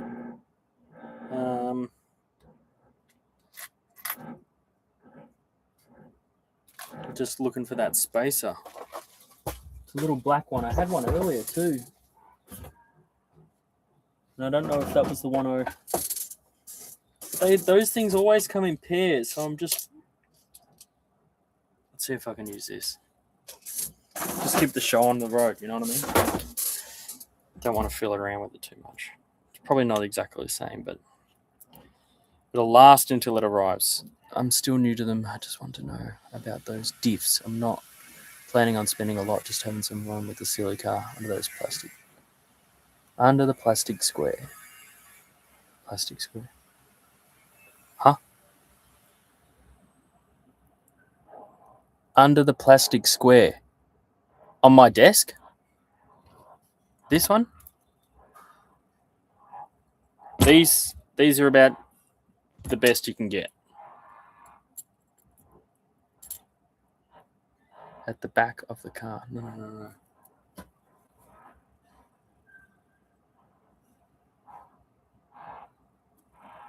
I'm not sure.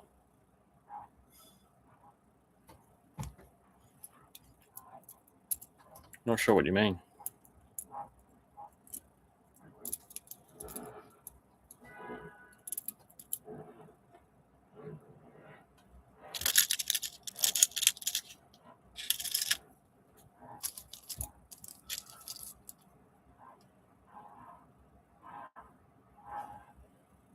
Bottom of the screen, under the plastic bit.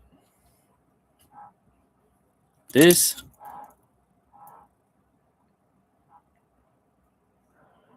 Or this. Which is the same one. But there's only one set of diffs on this desk, and it's this set. And yeah, they're the bee's knees.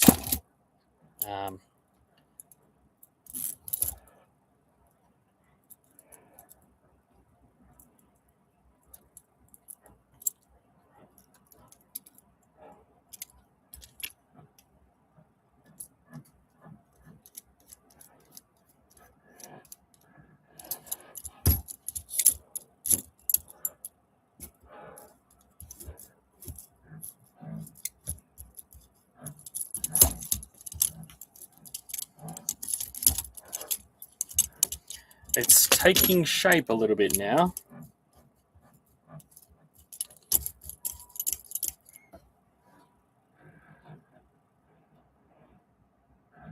Rolled under, like under the desk.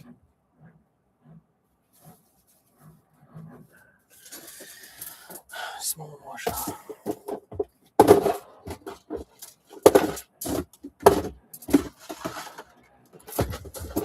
Rolled under.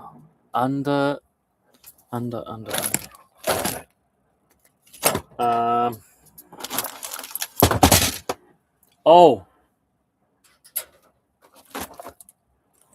You talking this?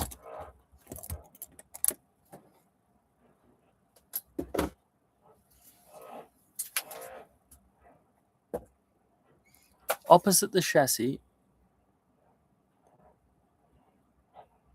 next to the diffs.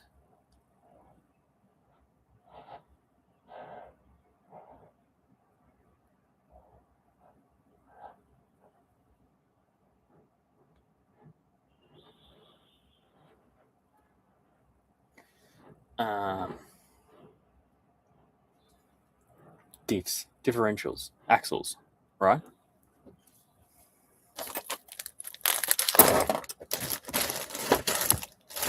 I'm not really sure. Opposite there. By the battery. You talking this?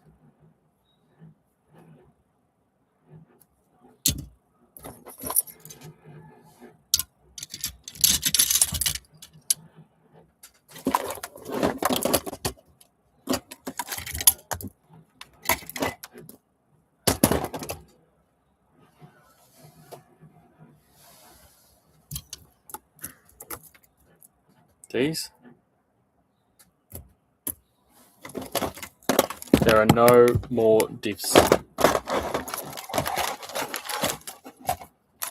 These links.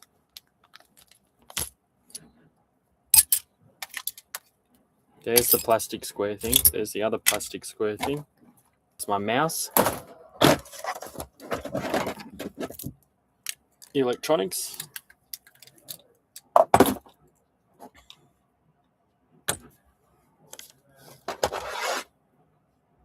That one. This.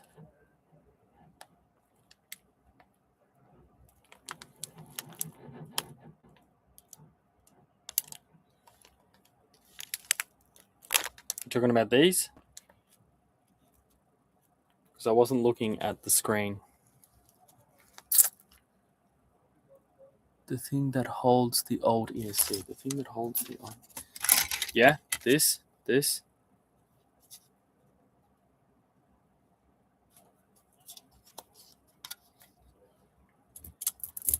These. The thing that holds the old ESC. These. These are links. Is that what you mean? What are you talking about?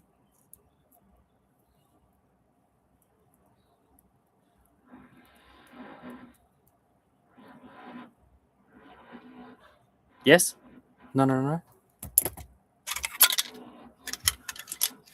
Black. What color is it?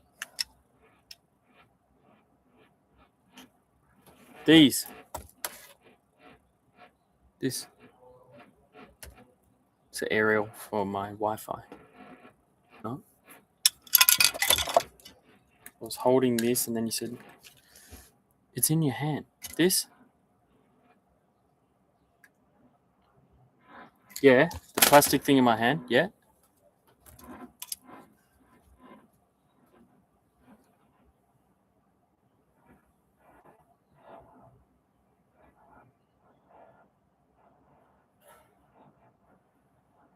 I'm going to not move until you say something else. Okay, which one? What would you like to know?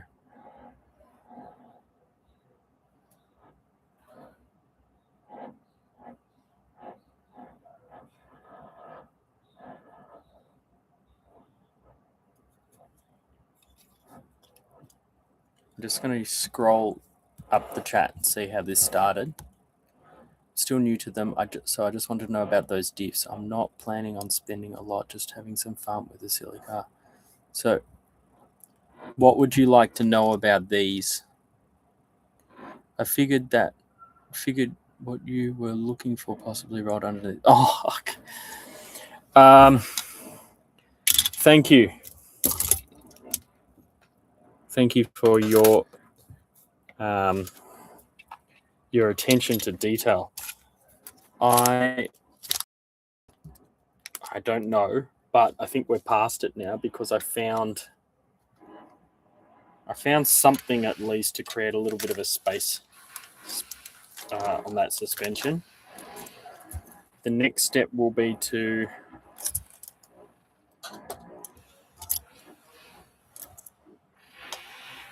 I'm just having a think.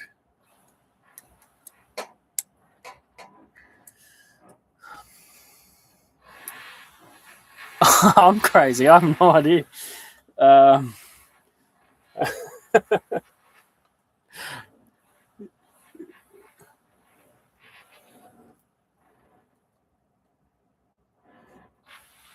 don't know. I'm a bit lost.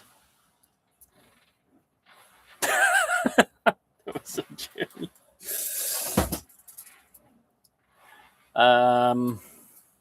Because I thought you were talking about the diffs. I'm still new to them, so I just wanted to know about those diffs. I'm not planning on spending a lot of just having fun with it. And then you said under the plastic square at the back of the car. So I thought you were talking about the diffs, not. I didn't know you were trying to help me with the thingo. Sorry, mate. That was a bit of a misunderstanding. Bit of the crossing of the wires. Anyway, I think we're good, aren't we? We're still mates? That's good. Now, I just wanted to make sure. You know what? I might still be snookered because look at. That's connected to that. That won't sit.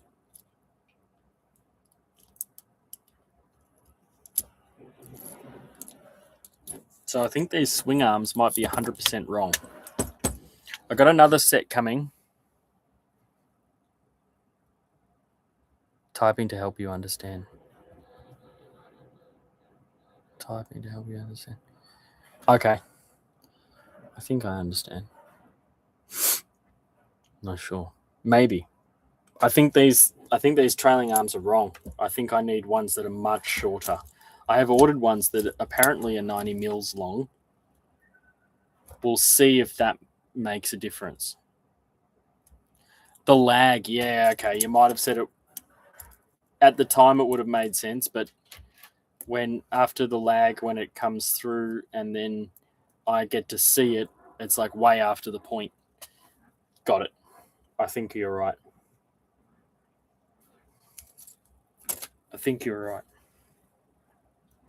Well, the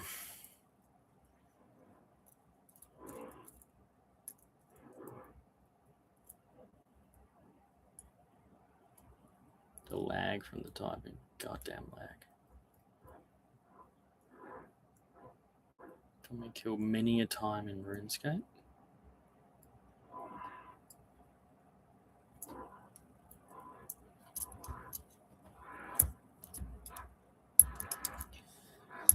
So the next step will be to install these links. Oh man, I'm getting weary. I've been doing this, 4.5 hours.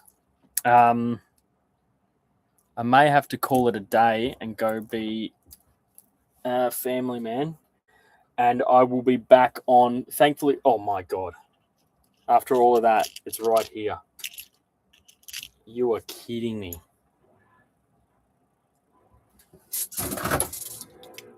There's two of them too. That's not fair.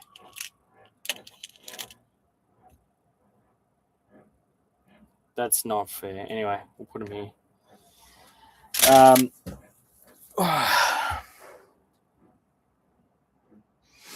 Yeah, I think I will come back at about 9 or 9:30 a.m. tomorrow, and we'll try and get a bit more done. I think the trusses, the axle trusses would have arrived by then.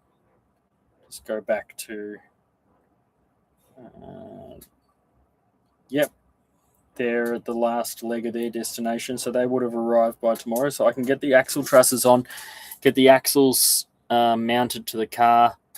Then we can screw around with this thing. I'm going to modify this and cut it so that it'll fit that beast of an ESC in there.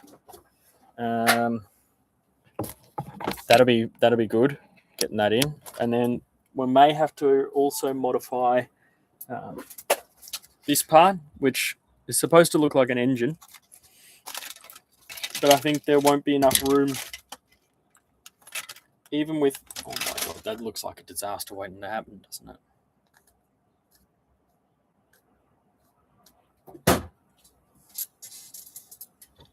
Where's my rag?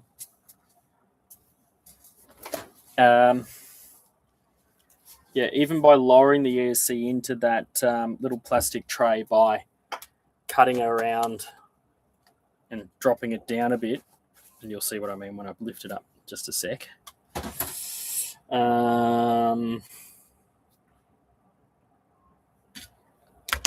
So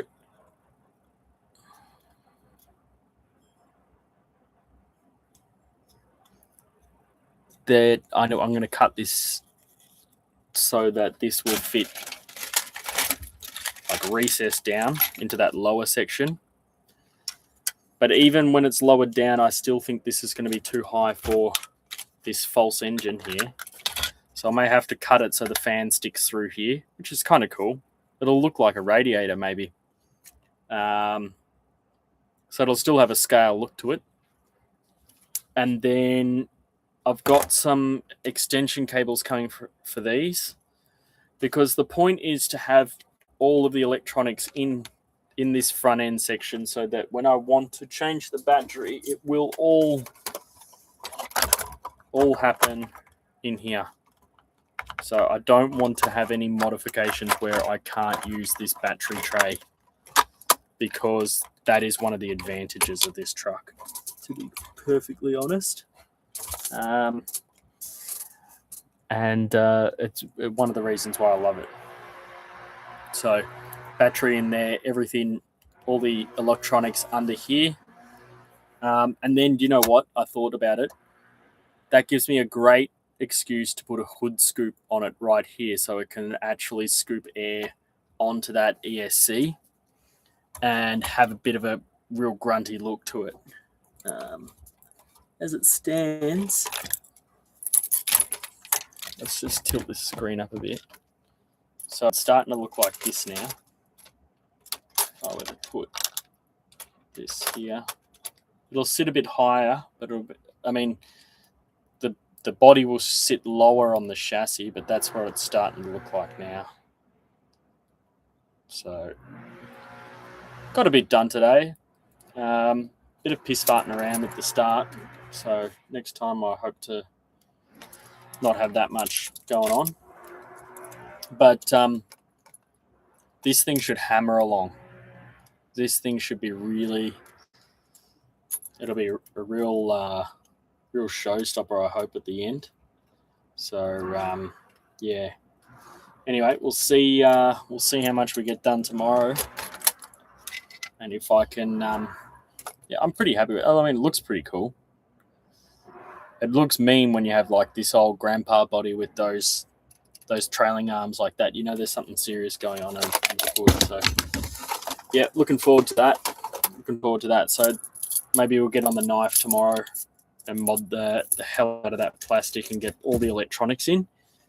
That'll be a good some project, you know, for tomorrow. It's like maybe I just set one goal, and that goal is get the electronics in, and that's it.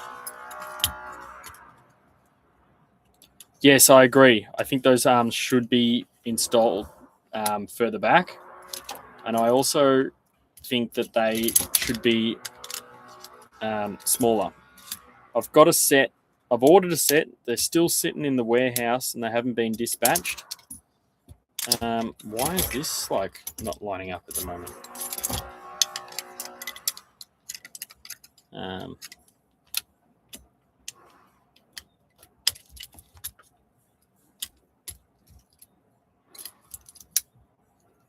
Something's off there. Something's off. I'll be able to figure that out later on. Just not lined up. The arms do, yeah. So I reckon you're right. I think they should be further back and shorter. The reason they have to be shorter is that this drive shaft is completely stretched and still can't reach there. Not sure if there's another one on the market that would still do the same job, so I have to use this one. Yeah. Yep. All right. I think I'm going to sign off. So thank you very much for your support today. I hope to see you again tomorrow. I'm going to start a bit earlier, so hopefully you won't be up until all hours of the night watching this. So thanks again for your support. Don't forget to check out the rest of the channel if you're looking for some more stuff. And if you can only make it on for so long for the live stream, I do post these up as videos to watch after the fact if you want to watch more. So again, thanks.